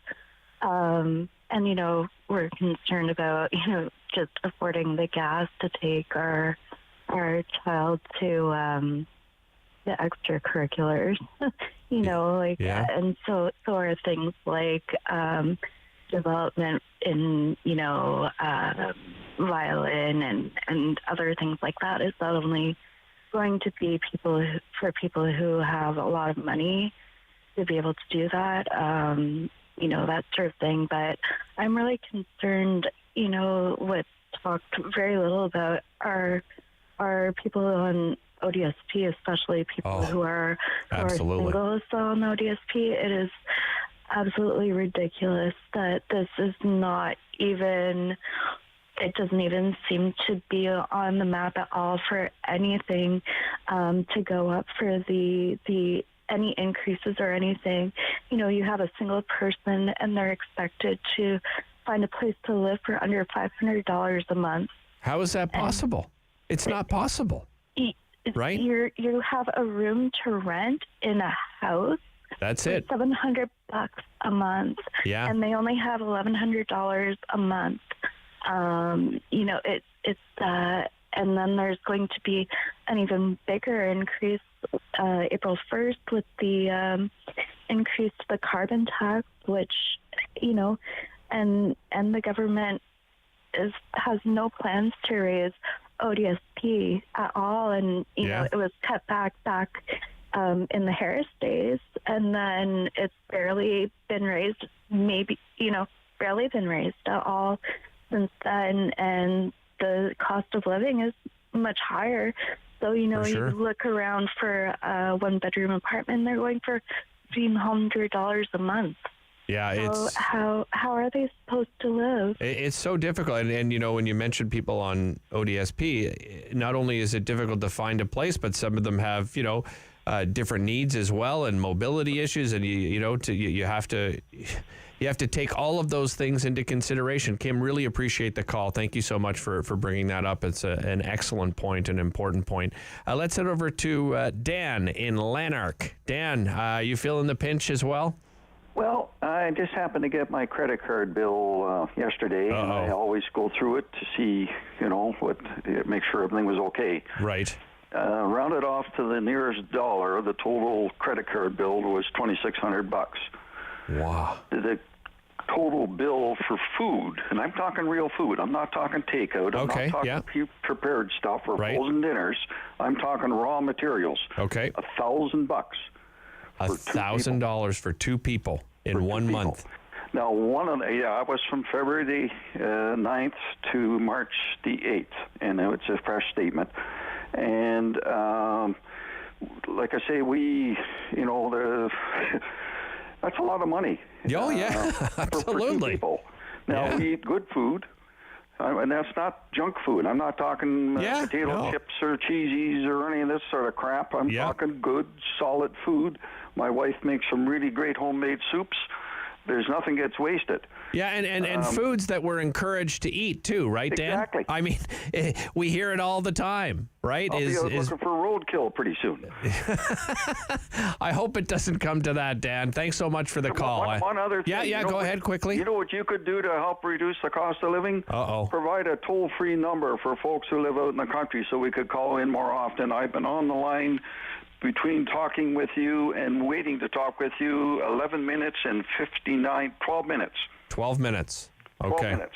Dan, no, that's a good point. We'll absolutely bring that up. Thank you very much, Dan. Appreciate the call. Appreciate the opinion. Let's go over to Josh in Elmer. Josh, I imagine you're feeling the same way as most of our listeners today.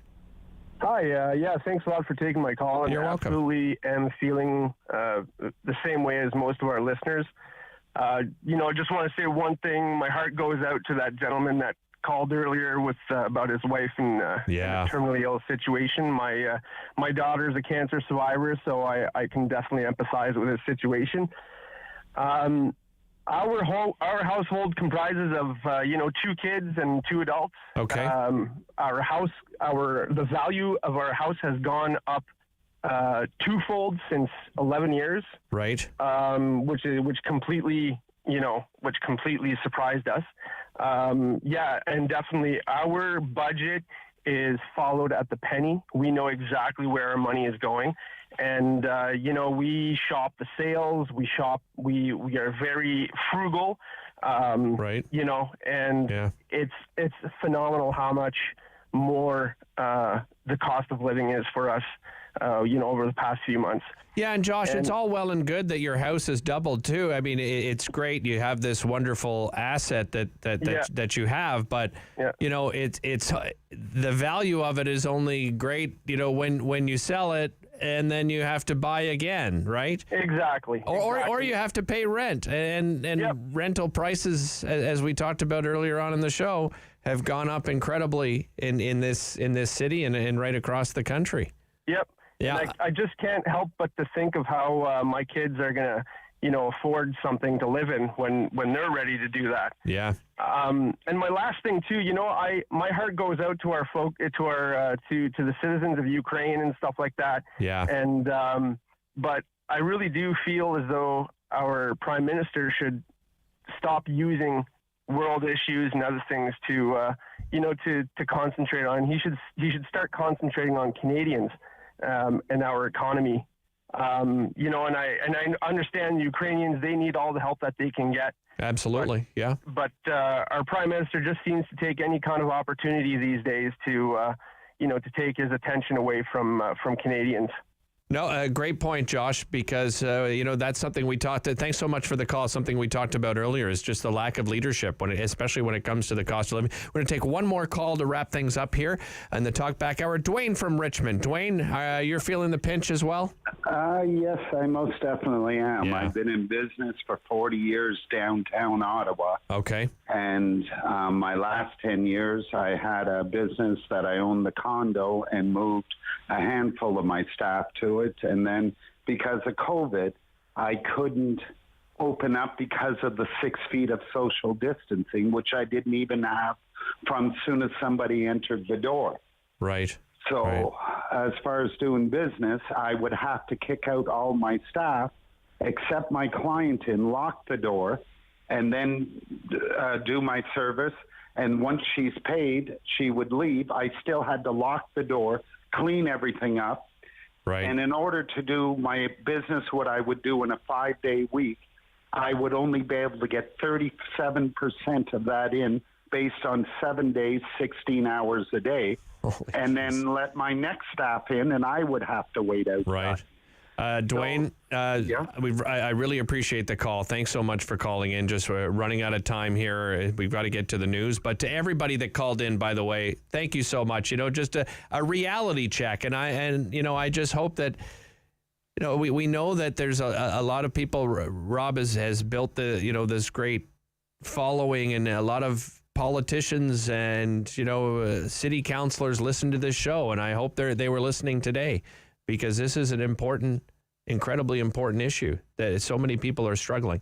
Hey, coming up next, we've talked a lot this hour about how unaffordable electric vehicles are. Right now, Premier Doug Ford and Prime Minister Justin Trudeau are at the Honda plant in Alliston, Ontario, announcing over $1 billion in tax monies to subsidize electric vehicle production there. We'll bring you that live after the news, when the Prime Minister and Premier will take questions from reporters. Stay with us. You're watching on Rogers TV, listening on City News.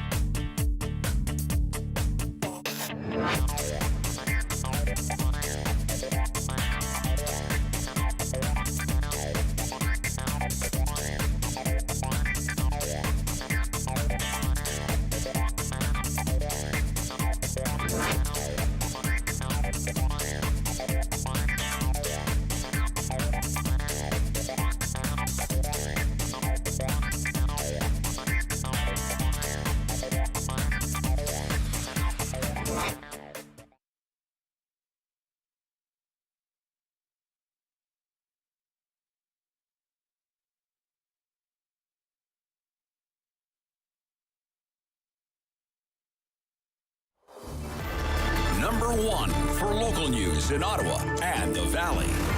This is City News, now on 101.1 FM and 1310 AM. This is Wednesday, the 16th of March. Good morning. I'm Jason White. Right now in Ottawa, mostly cloudy and 3 degrees. It's 3 in Smiths Falls. Here's what's making news in Ottawa and the Valley. During a historic address to the U.S. Congress this morning, Ukraine's president appealed to Americans by speaking about major attacks on U.S. soil. City's Kevin Meisner joins us with more on the speech. After being received with a standing ovation by the U.S. Congress, Ukrainian President Volodymyr Zelensky invoked memories of the Pearl Harbor and 9/11 attacks on Americans. Through an interpreter, he says that is what Ukraine is enduring every day. Our country experiences the same every day, right now, at this moment, every night, for 3 weeks now. Zelensky repeated his call for the U.S. and NATO allies to enforce a no-fly zone over Ukraine to stop Russian bombing. Is this a lot to ask for? The Ukrainian president ended his address in English, speaking directly to U.S. President Joe Biden, saying he has the ability to change the direction of the Russian invasion. I wish you to be the leader of the world. Being the leader of the world means to be the leader of peace. Zelensky also called for more sanctions until the Russian military machine stops. Kevin Meisner, City News. City News time, 11:03. Honda confirms the 2023 CR-V and CR-V Hybrid will be built in Ontario. Honda is putting nearly $1.4 billion into its auto plant in Alliston. Of that, $131.6 million will be a grant from the province. The retooling of the plant with support from the provincial and federal governments will allow the plant to upgrade its assembly lines and begin manufacturing hybrid models. 2 years into the COVID-19 pandemic, some Canadians say they are still experiencing the long-term effects of the virus. Long COVID symptoms can include chronic fatigue syndrome, brain fog, and sleep disturbances, as well as shortness of breath. 36-year-old Sonia Malley says her long COVID has affected her ability to do simple things like household chores. I was young and healthy when I got sick, and I really didn't see myself trapped in the body of a 94-year-old at my age. Conservative estimates currently peg the number of Canadians with long COVID at 300,000, but some experts say the true number lies between 10 and 50% of people infected. If you need gas, you may want to wait until tomorrow. Another drop of 6 cents a litre is expected tomorrow, according to Enpro. Enpro's chief petroleum analyst, Roger McKnight, tells City News the unsettled gas prices are because of the Russian invasion of Ukraine, along with supply and demand issues, but a lower Canadian dollar is not helping. And if you owe back taxes, the tax man cometh. Canadian Revenue Agency poised to go full speed ahead on collecting debts just in time for tax season. Briefing documents to the country's revenue minister after the last election said the agency planned to fully resume collection activities early this year, the last of 4 steps the CRE planned after the pandemic. Time now for a check on our forecast. Here's meteorologist Jill Taylor. Overall, quite a bit of cloud. Mild for the afternoon, 6 degrees. And then tonight, cloudy +1. Tomorrow, St. Patrick's Day, cloudy for the morning. Slight chance of some showers. And then sunshine for the afternoon. Showers more likely for tomorrow night. The high near 14 degrees. The record, though, 16.3 set in 2010. For Friday, cloudy, showers, and 9. For today, the high +6. Right now, mostly cloudy, 3 degrees in Ottawa and Smiths Falls. I'm Jason White. For news anytime, follow up online at ottawa.citynews.ca. Strong voice. Strong opinions. The Rob Snow Show returns on Rogers TV and City News. 101.1 FM and 1310 AM. Welcome back to the Rob Snow Show. As promised, we are going to take you live now to Premier Doug Ford and Prime Minister Justin Trudeau announcing $260 million in government spending as part of a $1.38 billion upgrade for the Honda plant in Alliston, in Ontario, to produce hybrid and electric vehicles. Speaking now is Innovation Minister François-Philippe Champagne. Their talent and their know-how that we are gathered here this morning. And I want to say thank you, because we could not be celebrating this great investment this morning without your work, and I really want to applaud you for the work that you've been doing. It's really thanks to people that are here this morning that we can stand here and celebrate this great announcement. As the Prime Minister said and the Premier, this is great news for Alliston. It is indeed great news for Ontario, but it's also great news for the entire Canadian auto sector. And And I also want to acknowledge publicly and say a big thank you to Jean-Marc. Jean-Marc, I want to acknowledge your leadership, and I can make a promise to you. I won't be calling you as often over the weekend as I've done in the last 6 months. So you can say that to your family, because today we have achieved a great milestones together, and it's thanks in great part to your leadership. Colleagues, everyone has seen that the auto manufacturing industry is a major part of our national economy, but also it's a critical sector for the jobs of today, but also of tomorrow. And the Prime Minister highlighted this very fact. And as consumer demand evolves, and we've seen it across the country, we can already see that the auto sector is undergoing a major transformation, a transformation towards cleaner and greener vehicles, and that's what you're going to see here in Alliston. And this is what you're going to see at this Honda plant, which is an award-winning plant within the Honda family. That's why we need to seize the moment. And this morning is really about seizing that moment. And that's why when I look around here today, I am convinced more than ever that Canada has the talent, and you've seen a number of people here on the line, the talent is here, but also that we have all the tools needed to be a world leader in manufacturing the cars of the future and be part of the green industrial transformation that we're seeing not only in Canada but around the world. And today, in my view, is a great example of what Canadians can accomplish when we work together, and certainly be a key part of that green industrial transformation. Ce que vous voyez ici ce matin, c'est exactement ce qu'il faut faire. So what can you see of this spot is exactly what we have to do. That is, take immediate strategic actions with a long-term vision. Canada is positioning itself already as a leader in the production of vehicles with zero or low emissions, but also as a producer of batteries in North America. And thanks to the specialized skilled workers that we have here, and also because of the proximity of market resources, I can say that Canada will be, and is already, one of the leaders of the automobile industry in the world of tomorrow. And today what we're asking for is they give us the means to achieve those ambitions. Some of the cleanest cars on the market. Honda is a good example of how the environment and the economy can work hand in hand. And that you've heard from our government and the Prime Minister. This morning is a great example. If people are wondering how can the environment can work together with industrial investment, well, this morning you're seeing a great example. And as a matter of fact, in addition to contributing to Canada's greenhouse gas reduction goal, Honda's hybrid vehicle production will help to secure thousands of well-paying jobs right here in the community of Alliston, right here in Ontario. And we've seen it, and by investing in the transition of the auto industry, we know that these jobs are not only here for today or for the short term, but they are here for decades to come. And that's what's really important, because this morning, retooling is for the future, securing jobs not only for today, but for decades to come. And that will ensure as well the long-term success of the auto industry here in Canada. And let me just say in closing, my friends, to everyone here at the Honda plant and across Ontario and Canada, let's be ambitious. Let's seize the moment, and let's take every opportunity like this morning to make sure that we can create here in Canada a strong and sustainable economy for the future of Canada. With that, ladies and gentlemen, it's my pleasure to introduce you to the Minister of Economic Development of Ontario, my dear friend, Vic Fedeli. Thank you, everyone.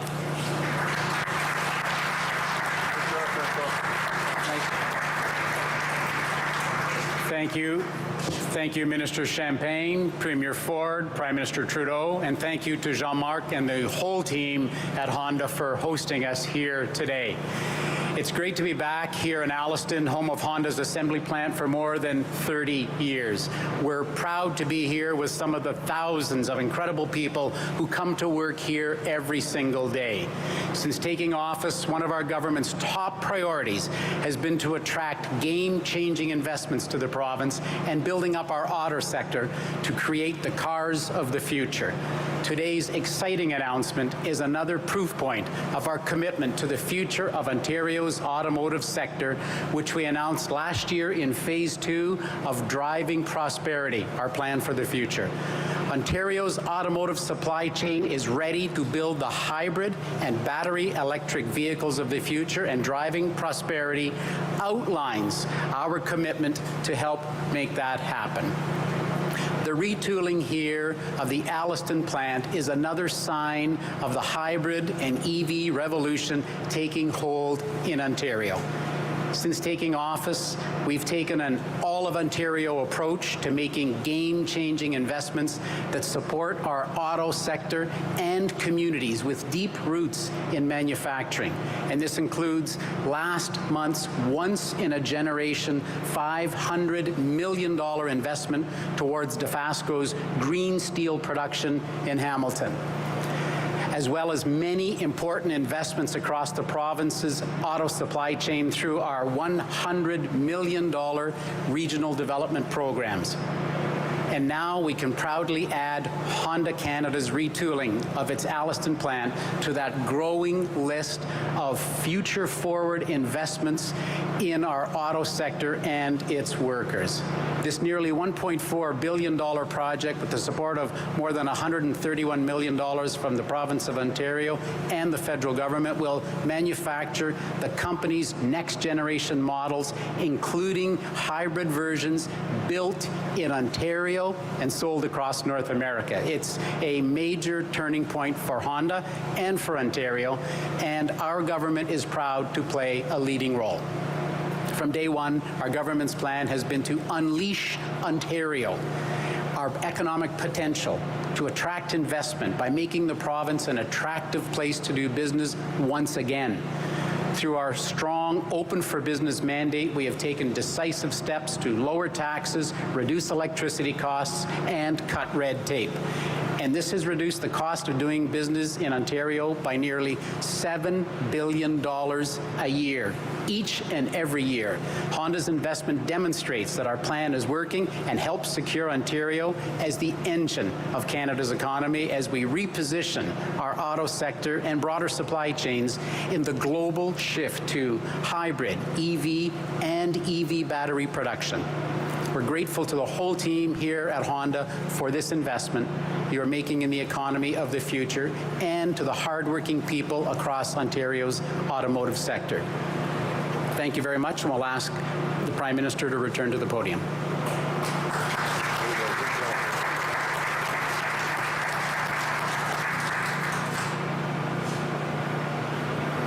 Bon après-midi. Thank you, Prime Minister. Good afternoon. Thank you. Nous avons 20 minutes pour des questions with a limit of one question, one follow-up per reporter. If you can identify your outlet and your name before you ask your question, we will go to the first question. Good morning, Megan Fitzpatrick from CBC News. The first question is for you, Prime Minister.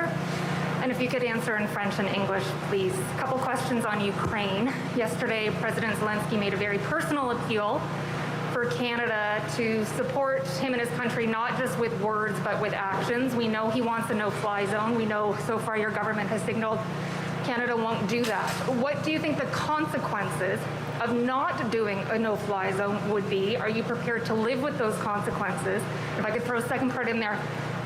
We've seen that he may be suggesting, President Zelensky, that he is willing to sacrifice NATO membership in order to put an end to this war. He's apparently expressed that to EU leaders. Have you heard that from President Zelensky? Given that Canada sponsored Ukraine's membership, what would you think of that, if indeed that's true?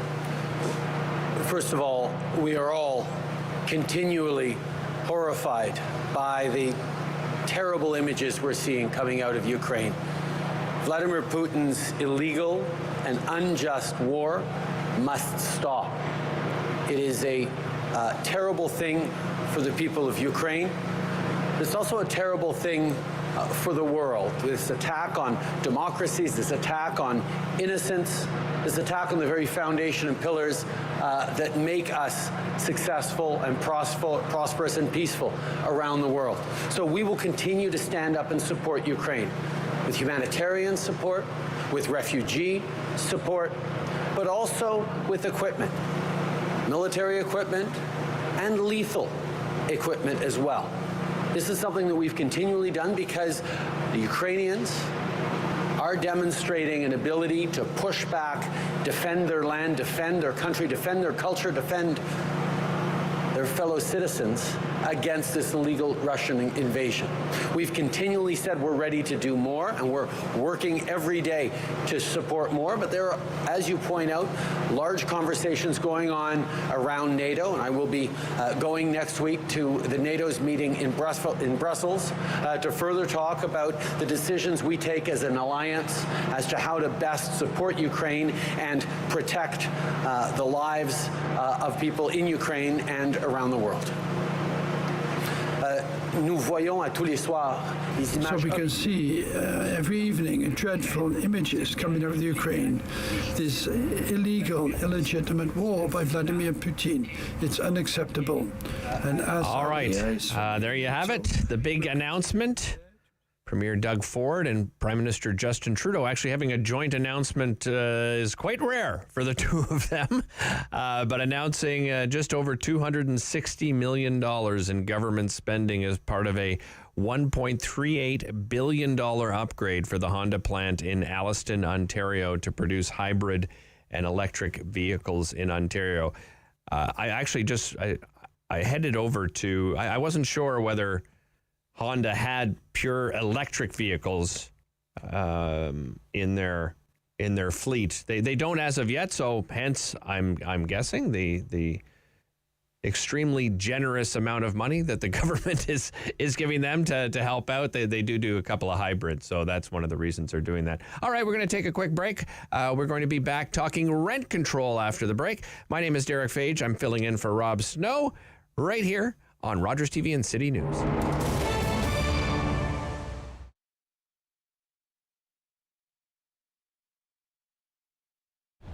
An old-fashioned traditional grocery store. You're going to find a butcher, okay?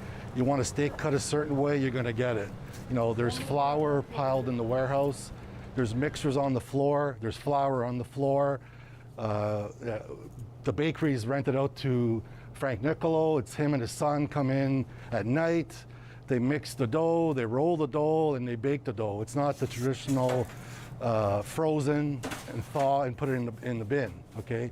It's made from scratch 7 days a week. It's probably the only bakery left in Ottawa that does that. You know, then customer service, you know, we're big on that. The cashiers, the deli, you're not, if you ask for something, they're not going to point, it's an aisle number 7. They're going to bring you there, okay? If you have too much groceries out, we'll take it out to your car. You know what I mean? There's nothing we don't do for our customers. And we evolved around our customers. They would come in and say, you know, can you try getting me this? You know, can you get me this? So that's how we built the lineup we have now, okay? So we have a lot of unique items that someone that came over to, you know, live in Canada hasn't seen this particular product, but we sourced it and we have it for them that, you know, like something they used to have as a kid.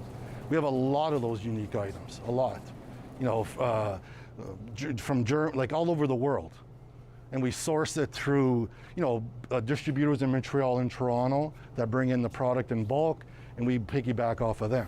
Probably the largest European deli in Ottawa. We sell lots because people buy lots. Nothing really complicated about that. You know, we turn over a lot of product. You know, we package it properly. We buy, and we're always consistent. You know, you're always going to find, you know, Cuddy turkey breast, you know, San Daniel mortadella. You're always going to get the same brands. We don't flip back and forth to save 20 cents. It's always the same brands, the last 29 years. Best sandwiches in town. It's simple. It starts off with fresh bread every day baked in the store. Anything that's left over goes to breadcrumbs. So you're getting a fresh bun every day that was baked probably 4 hours before you get here, okay? Not only baked, made, like, you know, mix the flour, roll the dough, proof the bread, and bake the bread, okay? Then all the ingredients come right off the shelves. You know, your lettuce, your tomatoes, all your condiments, and they're cut up fresh in the deli. Not like the big, you know, corporate restaurant chains that your lettuce comes in shredded in a bag, you open it up and you throw it in the bin. You know, takes, you know, 2 or 3 days to get here from California. How long is it in the bag? The big difference is like making a sandwich at home and you don't have to do the work. It's really what the trick is, and using the freshest ingredients possible. Snow Show returns on Rogers TV and City News, 101.1 FM and 1310 AM. Welcome back to the Rob Snow Show. I am Derick Fage from Rogers TV, filling in for Rob Snow, and we turn our attention to rent control and vacancy control. There is going to be a protest organized by ACORN Ottawa at MPP Jeremy Roberts' office. They will be protesting against these loopholes in Ontario rent control laws. And I am joined by board member of ACORN Ottawa, Bader Abu Zhara. Welcome to the show, Bader. Wonderful to have you here. Let's first of all dive in and look at some of these numbers, because we're just getting some of the latest numbers from February. The average rent for all Canadian properties listed on rentals.ca in February was $1,820 a month. That's an increase of 6.2% annually. And then if we look at the numbers here in Ottawa for monthly rent for a one-bedroom, $1,692 for average monthly rent, and then for a two-bedroom, it's $2,033. That's year over year an average monthly rent in Ottawa increase of 9.9%. Bader, these numbers are one of the main reasons, I'm sure, that you're putting on this protest today. That's right. So today, ACORN members in Ottawa are participating in a province-wide day of action for real rent control in Ottawa. So ACORN members and allies will be gathering outside the MPP Jeremy Roberts' office and at 11 o'clock. But action like this one are going across Ontario, like cities in Toronto, Hamilton, and Peel. So this is action important because rents are skyrocketing in large part because of major loopholes in existing rent control. So Doug Ford's government has worked to diminish the powers of old rules like stopping rent control for buildings built after November 2018 and restricting inclusionary zoning to transit zones only, because ACORN is asking for citywide inclusionary zoning. So, and things keep getting worse for renters. For example, we keep getting hit by above guideline rent increases. There is no protection against them, and landlords use them to avoid rent control measures. Okay. So we choose to rally outside Jeremy Roberts' office because he is a Conservative MPP, and the Conservative blocked real rent control legislation introduced by the NDP last fall. So not only that, but they have also done things like change the application of inclusionary zoning, sped up the eviction process during COVID-19 with Bill 184, right, and are actually making it harder for tenants to get by. So with the provincial election on June the 2nd, we need the community to understand how this government has actually contributed to making the housing crisis worse rather than better. Bader, can you just go into more detail about the inclusionary zoning, just so that our listeners have a better understanding of it? Inclusionary zoning means that we like to see the government putting a law where they say that every time a building going to be built, at least between 25% to 35% of the apartments should be dedicated for low-income housing. Right. So we like to see that on citywide rather than just on a transit zone. If we go just for transit zones, we like to see the area and the zones increased maybe by at least to make 2 to 3 kilometers zones. So this is inclusionary zone. Unfortunately, we asked for citywide, but at the moment it has been restricted only to the transit zone. Well, and the frustration here, Bader, is the fact that we've called it, the city of Ottawa has deemed it an emergency, a housing emergency, a housing crisis, however you want to call it, whatever you want to call it, and we we've got to look to the province as partners, and obviously that partnership isn't aligning, and this is one of the reasons. And another thing, we talk. You've talked about rent control, but I know another issue is also what ACORN Ottawa is calling vacancy control. Let's talk a little bit about vacancy control and what you'd like to see on that issue. At the moment, we don't see if enough has been done, and any action that has been taken has been very slow. So also the city has been slow to take any action against stopping the loss of affordable housing. Even after they declared a housing emergency, we are still seeing mass eviction on a huge scale in neighborhoods like Heron Gate, Manor Park. This is why ACORN members want an anti-displacement policy based on what was already done in Burnaby, BC. So it would mean that in cases of redevelopment of affordable housing, that the affordable units were replaced in new development at the same rent and offered back to the current tenant. Right.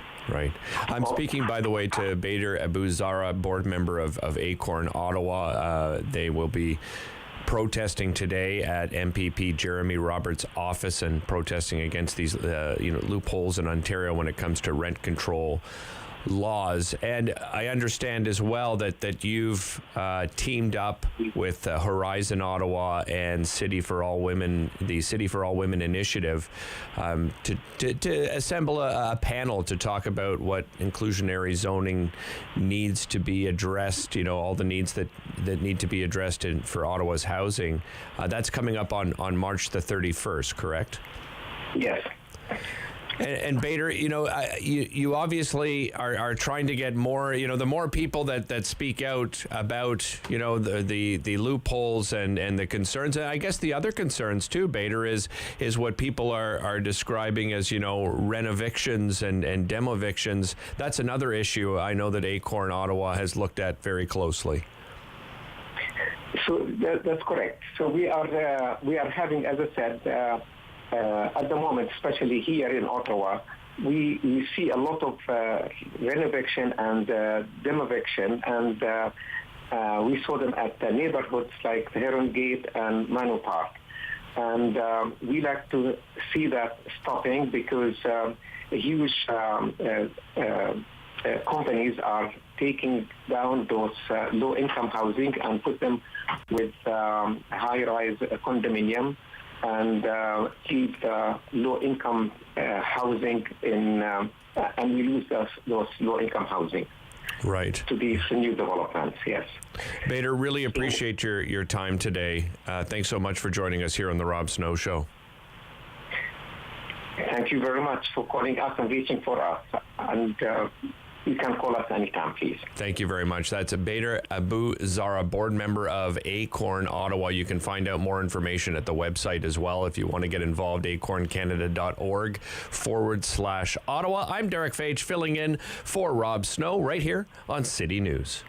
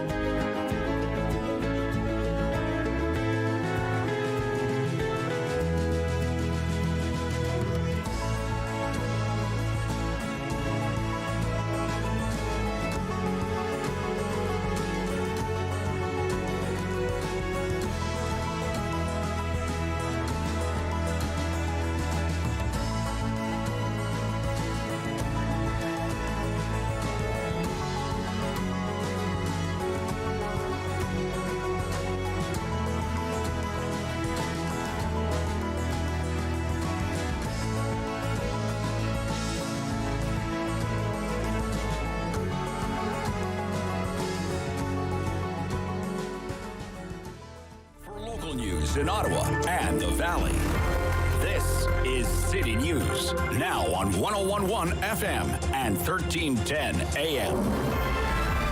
It's Wednesday, March 16th. Good morning, I'm Danielle Bain. Right now in Ottawa, it's 3 degrees, mostly cloudy skies, and in Smiths Falls, 3 degrees as well. Here's what's making news this hour. As Russia continues its invasion into Ukraine, Russian President Vladimir Putin says the operation is unfolding successfully and in strict accordance with pre-approved plans. Ukrainian President Volodymyr Zelensky continued on with his Western pleas for help, this time speaking to U.S. Congress. Zelensky used his video address to play an emotional video of the destruction and devastation in his country, saying Ukraine needs the U.S. to do more to help it fight Russia. U.S. President Joe Biden has insisted there will be no American troops in Ukraine and has resisted Zelensky's pleas for warplanes as too risky, saying it could lead to World War III. A powerful 7.3 magnitude earthquake has shaken off the coast of Fukushima in northern Japan, triggering a tsunami advisory. The region is part of northern Japan that was devastated by a deadly quake and tsunami back in 2011 that also caused nuclear plant meltdowns. There are no immediate reports of casualties or damage so far. Honda says nearly $1.4 billion are being invested into its auto plant in Alliston. The retooling of the plant, with support from the provincial and federal governments, will upgrade assembly lines to begin manufacturing hybrid models. And in sports, the Toronto Blue Jays have addressed their infield needs. Golden Glove winner and all-star third baseman Matt Chapman was acquired by Toronto in a trade with the Oakland Athletics on Wednesday. City News Time, 11:33. I'm Danielle Bain. For News Anytime, follow up online at ottawa.citynews.ca. Firm. Fair. Fun. The Rob Snow Show returns on Rogers TV and City News, 101.1 FM and 1310 AM. It's winter time and the weather's fine. The snow on the woods and field when I reveal my snowmobile. Thrill by gully and hill, baby, it'll make you feel like an outdoor meal on a snowmobile. Listen to the sound of the bells go round. Oh, you know what that means. You know what that means. Oh, it's one of my favorite times each and every week. I love tuning in on Wednesdays because Bruce McIntyre, reporter from the Eganville Leader, joins us and we get to hear that theme song roll it in. Bruce, how are you today? I'm well. We got a few more weeks of that song. We have to make the changeover, I guess, to the log runners or something. Yeah. The sleds were going by this morning bright and early. They were there at 6:30 going by my place. Nice. Yeah. Oh, signs of spring in the air, Bruce. Signs of spring. Smelling it. Well, let's have a look at the Eganville Leader. Starting on page 1, because some positive stories and of course some negative stories in the Eganville Leader. Mennonite skating on a winter day. I almost just want to sing that when I say it. Mennonite skating on a winter day. Isn't that a great photo? It's fantastic. I love it. It was taken, as some of the listeners know, we have a very large Mennonite population in the Douglas, Eganville, Golden Lake area, and they take advantage. They don't sit around and play Nintendo. These boys and girls, they're skating. They made a little rink by their school, and they're all skating on their recess, and they skate all the time, and they walk to school. It's amazing. At 8:30 in the morning, you got to be careful when you're driving along Highway 60. There's just a flood of them walking. They go barefoot in the spring and summer. I'm pretty impressed with that. Yeah, no kidding. No kidding. As you said, just a great picture. If you're not a subscriber, you should be subscribing just to see some of these wonderful photos and, of course, great stories. Sad story, though, 35 COVID deaths in the county. Yeah, again, to the Ottawa audience, it doesn't sound like a lot, but for us, it's a lot. It's here, everybody knows somebody. I know personally 3 of the people that have perished because of COVID-related illnesses. So, I mean, that's right. Out of 35, I know 3. So it's tough. It's tough to think about it, especially when they're so preventable now. I mean, in the early stages, we couldn't, but in the later stages, it's so preventable. That's the most frustrating thing about the whole COVID. Because there's a cure there. There's not a cure, but there's a tool to help you fight. Yeah, there's protection available. Yeah. So that's frustrating. Well, Bruce, let's go back to a positive story, and that is maple syrup season is starting in the Valley. It is about to let the sap run wild. Oh, I love it. This is, I've talked to our local maple syrup expert, Ray Bodenberg, up near Pembroke. He has a great, he's been doing this 25 years. And I asked him, the same question every year, how's the season? Well, Bruce, I don't know. We got to go between -7 and +4. And I said, Ray, just tell me if it's going to be good. Yeah, it's going to be good. It's going to be good. So I'm going to try to get up there. I always get up there once a year to visit them. And it's a great just walking trail. And they have all little maple treats and candy. It's a great outdoor, old-fashioned thing. Yeah. Very nice. I love maple syrup season, and it's just so Canadiana. Everything about it is just so Canadiana. Let's turn our attention to page 4. Sport Renfrew making its final donation of 30,000. I understand the group is disbanding. Yeah, they're all. If you take a look at the picture, they're not exactly young spring chickens, and they've been doing this for 46 years. And they decided last year to wind it down. They actually closed the charter. They were the only charter. They wound it up in late October, and they still had money to collect and donate. So they gave $30,000 to Hospice Renfrew. Nice. And I did a story on that last fall. Mel Blimke, the gentleman on the left, owns the check. He's been there since day one. He's a former member of the Flying Fathers hockey team. Oh, really? Yeah. Nice. Yeah. He spent many years with them going across the country with Father Murray and the rest. So. He said it's time to wind it down because they can't get the volunteers. That's the problem. They just cannot get the volunteers to commit to it. What a shame.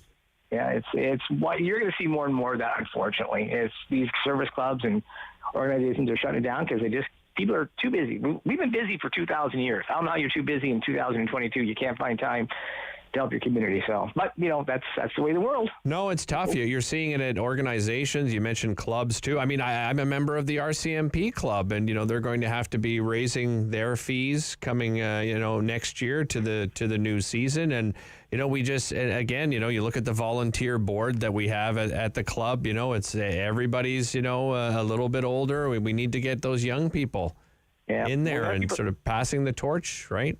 Yeah, the late great Max Keeping told me that they're still generous, but they'd rather just text in $20, $25 or text in $5, and they've done their duty. Yeah. So anyway, that's that. But good news for Hospice Renfrew because they serve all of Renfrew County, and it's a beautiful setting in there. So good for them. That's all I can say. Both page 1 and page 6, obviously a headline on page 1, and the continued story on page 6 is a big drug bust there in Renfrew. Yeah, it's we've got a lot of those lately. I think a lot of it's COVID related. People are dabbling more and more, unfortunately. And we had a major drug bust back in December where 23 people were arrested in Renfrew, Pembroke, and Arnprior. So now we have this one. And then we had the stolen goods in the trailer. Out at 3 people arrested there, and and impaired drivers. There's a lot of impaired drivers last weekend, which is unfortunate and sad because we in the Leader we publish names. Derick, the biggest phone calls we get is someone, please don't put my name in the paper. Please don't put my name. Really? They are more concerned with that than having their insurance go up, possibly killing somebody, losing their license for a year. The number one priority, please don't put my name in the paper. I don't want people to know. And Gerald says, the editor, he says, you know what? You committed a crime, you charged going in just like a burglary or just like anything else. Yeah, and you mentioned drinking and driving, and we've heard from the Ottawa Police Services Board here in Ottawa that they're gonna be out in full force for St. Patrick's Day. And speaking of St. Patrick's Day, it returns to the Valley. It does. Well, in this week's Leader is our classic 11th annual Irish edition, 32-page supplement of all things Irish. Nice. And Dacre had a little drive-through Irish gig on the weekend. And Finnegan's, where I usually go to, in Renfrew. I haven't talked to them yet, but I don't know what they're doing this year. I remember it was March 16th to 2020 when we're all set to go to Finnegan's the next day, and poof, everything shut down. So I'm looking forward to it. You haven't been green until you've been to the Valley, or you go over to Quebec. You go back where the ferry is at Keon, and you go to that bar there, and it's a great tradition up here. It's a holiday. It's a sacred holiday up here. You don't have to be for sure. Well, I was in Montreal for 4 years working, and their St. Patrick's Day parade is huge. If you've never been, it's back this year. I don't know if it's back as big as it's ever been, but if you've never been to Montreal St. Patrick's Day parade as well, it's so much fun. It's absolutely incredible. We had to cancel ours. The Douglas Nighttime Parade was canceled because of COVID. And yes, I've been to the Montreal one. Actually, I was there one weekend with a nice young lady I go out with. It's her first time on out-of-town date, and she didn't do well in crowds. And what are all these people going? What's going on? I said, stay with me, baby. My 5'4" will defend you. Let's move on to another interesting story. Page 12, this sounds like a scene from Hudson and Rex on City TV. Karma coming back to bite some thieves that stole some snowblowers out there in Renfrew. Literally. I was talking to the owner of the business late night lock, and they came in brazenly, stole 2 snow blowers, and the video camera was there, and they got them. So we went to the police, sold it to them. Ended up those snow blowers were part of a network of crime spree from here down to Toronto, and the the Durham Regional Police found they picked up the new stolen pickup truck they had, and they following them, and they got him in the woods, and the K9 unit tried to apprehend them, and they almost ran him over, him and the dog, Constable Wright and Hawk. So they got up to them later on, and they sent Hawk in first to the apartment, and the gentleman surrendered rather quickly. Hawk was apparently Hawk was there with restraining the subject, and he was taken to the hospital to nurse some wounds. Okay. And the other one, he was actually a passenger; he wasn't charged, but the driver got away again and on foot, and went in, and they sent Hawk out to get him, and he was able to retrieve him and apprehend him, and he too had to go to the hospital for a minor infusion on his arm. So there you go. Look at Hawk. Big part of the arrest. Big Hawk, and like Layden said, karma comes around to bite you. Absolutely. Really Great headline. Those canine dogs are just magnificent to watch. I've actually seen some demonstrations of them, and just amazing. Some of they're just so smart. The animals so smart, so well trained. Let's wrap up. Sorry, go ahead. I say my dog Fancy would never qualify. He's a passenger. Oh, listen, I've got a Jack Russell and a Maltese. They wouldn't come even close. We're still trying to train the Jack Russell, and he's 15 years old, for goodness sake. Page 18, this is something I'm so interested in because I fell in love with the game of curling about 4 or 5 years ago. Bruce, and you can ask my wife. I am addicted. I'm obsessed with it. I watch it on TV. I curl 2 to 3 times a week. Talk about the World Cup of curling. Barry's Bay used to be home to these called the Cup. I forget some Cup. They had Team Germany, Team Irish, Team French, and the Algonquin Pequawkanaw had a team in there for the hockey tournaments. They were great, but they disbanded that a few years ago, so why not shift over to curling? And this year, the French team emerged. They were playing the Kashubians and the British team, and it's nothing, aside from snowmobiling and ice fishing, curling is another national institute in the Ottawa Valley. It's great. And especially with COVID, they opened up the rink last year. You think it was the 4th of July. Oh, my, it was just insane. People were flooding to the curling rink. It was mayhem. I love it. I love it. Congratulations to them. And they volunteers make this happen. I've been out there covering the events, and God bless the volunteers. Boy, they're out there emptying garbage cans and cleaning the ice. Yeah, so without them, you wouldn't have much. Well, and you see it, at every level of curling. I just talked about my own club, but at every level of curling, so many volunteers involved, right? Yeah. To make sure things happen, and as you said, that things get cleaned up and that people enjoy themselves. It's, the best part. I've told David, in curling, if you win, it's wonderful. If you lose, you still win because the other team buys you a beverage afterwards. It's it's always a win-win situation with curling. I curled in high school for 5 years. I instituted for a fundraiser. We had Kiss a Curler Day, and I had a booth set up and did not make a lot of money. Are you still curling, Bruce? No, I curled once in a while. I wish I did, but until they bring back the straw brooms, I'm not curling. Okay, you can't have that kind of debris anymore on the ice. I know. They just won't allow it, Bruce. I know, a piece of straw in your teeth, and it falls out of your teeth and fills the other guy's rock down right away. Boy, how'd that happen? Yeah, exactly. Bruce, what a pleasure. Always love talking to you. Thank you so much for joining us. Thank you, Derick. All right, that's Bruce McIntyre, reporter from the Eganville Leader. And certainly encourage you to go over there to the eganvilleleader.ca, become a subscriber, find out what's happening in the Ottawa Valley. He joins us each and every week, each and every Wednesday at the same time. Coming up after the break, we're going to be talking about the Ontario Home Builders Association. They have launched a pre-election advocacy campaign. I'm Derick Fage from Rogers TV, filling in for Rob Snow. You're watching on Rogers TV and listening on City News.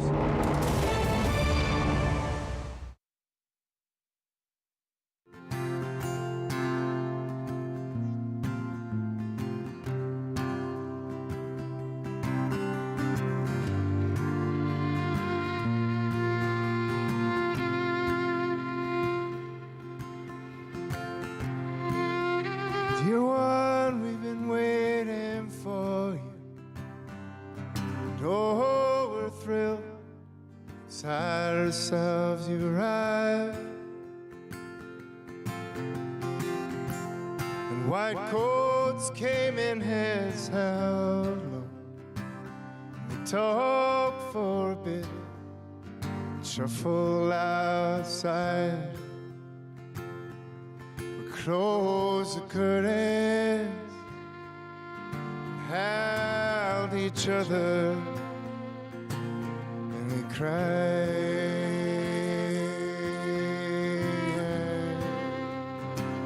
And we said hello at the same time as we said goodbye.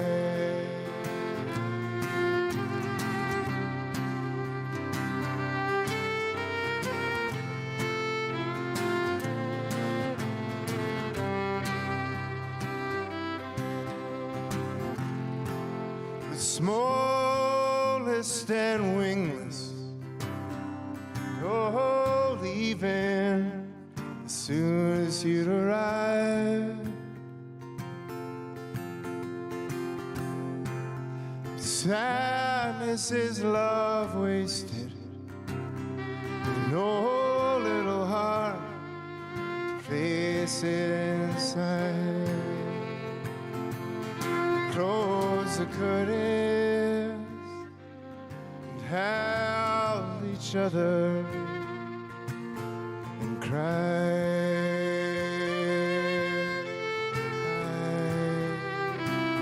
I said hello at the same time as we closed the curtains and held each other and we cried.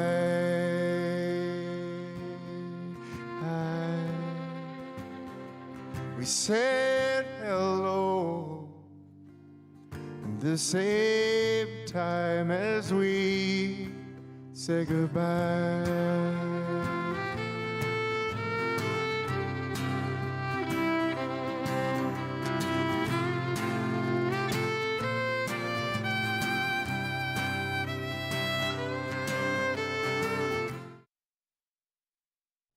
Snow Show returns on Rogers TV and City News, 101.1 FM and 1310 AM. We are in the final stretch here of the Rob Snow Show on this Wednesday. I am Derick Fage, filling in for Rob for the rest of the week. An important campaign we're going to chat about right now. It's the Ontario Home Builders Association launching a pre-election advocacy campaign. Here to tell us more about it is Bob Schickedanz, president of the Ontario Home Builders Association. Welcome to the show, Bob. Yes, thanks, Derick, for having me this morning. Tell us about this advocacy campaign.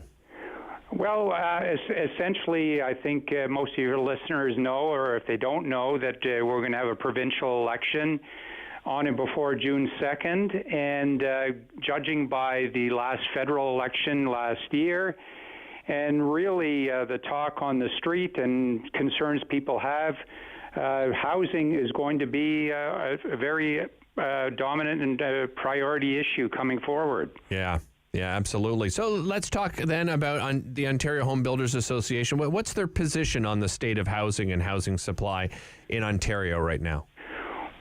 Great question, and perhaps rather than ask our association's position, I'll turn it a little bit. Okay. What are people experiencing out there, and we align with that position. Perhaps at some point you can do a call-in show how difficult people are finding it to buy a home or a resale home. Right. So our position essentially is there's just not enough homes. There's going to be, in the next 10 years, 2.3 million more people that call Ontario home. We're going to need to build 1 million homes. So we don't have enough today, and there's a big job ahead of us to build those homes to accommodate those people. What are some of the obstacles, Bob? Well, essentially, there's a lot of red tape. rules and regulations that need to be adhered to, and they take a long time. Believe it or not, the typical average for a project to start application to finally moving a person in is in the order of 10 to 15 years. So there's certainly a lot of fundamental things that are going wrong in our ability to build the homes that people need. I'm speaking, by the way, to Bob Schickedanz, president of the Ontario Home Builders Association. Bob, the province recently held a housing summit, struck a housing affordability task force, and they issued 55 recommendations. Have you had a chance to look at those, and what was your reaction to the direction the government is taking? Well, certainly we're pleased, and it's a task force making recommendations. We're certainly pleased and supportive of the recommendations that were put forward because they're looking at measures to speed up housing supply, make housing supply available of all types, rental houses, apartments, single-family homes. So there's some very very constructive measures in there that are recommendations to put forward to tackle the job that's ahead of us. Yeah, and it seems to be taking some of the, I guess, responsibility, maybe that's not the right word, but away from municipalities. And I think, Bob, we're going to see probably a bit of fighting back and forth between municipalities and the provincial government on this, wouldn't you say? Well, I mean, at times it has that optics. Right. Our association likes to frame it this way. At no time has it been that where we have to work together to, address the housing shortage. Many call it, and we have as well, a housing crisis. Yeah. And that takes, Derick, bold measures to address the crisis. We can't tinker around the edges. And, if there's a level of disagreement between municipalities and provincial counterparts, again, let's work through these issues.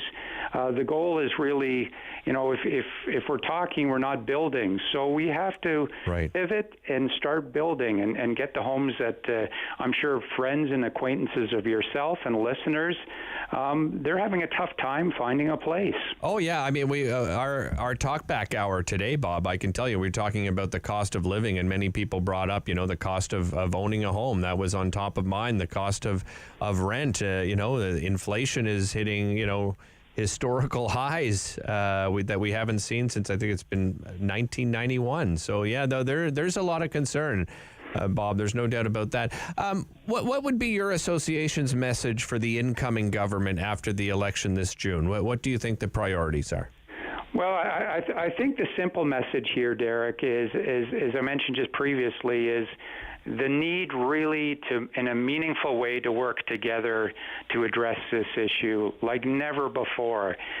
We view this not only as, a challenge as an industry, but I would be so bold to say it's a collective responsibility that we all share, our industry, our suppliers, the labor force, and our government counterparts, the municipalities at the provincial level. We need to work together to find constructive ways to make sure that we have the housing that people need and deserve. The demand is here today, and really it's here to stay, and we can't ignore this situation. So that's obviously a message that we have put forward. It's a top priority. Bob, really appreciate you joining us today. Thanks so much for your time. It's my pleasure, Derick. That's Bob Schickedanz, president of the Ontario Home Builders Association. By the way, if you want more information on the advocacy campaign and how you can get involved, you can visit the website OntarioBuildMoreHomes.ca. That's OntarioBuildMoreHomes.ca.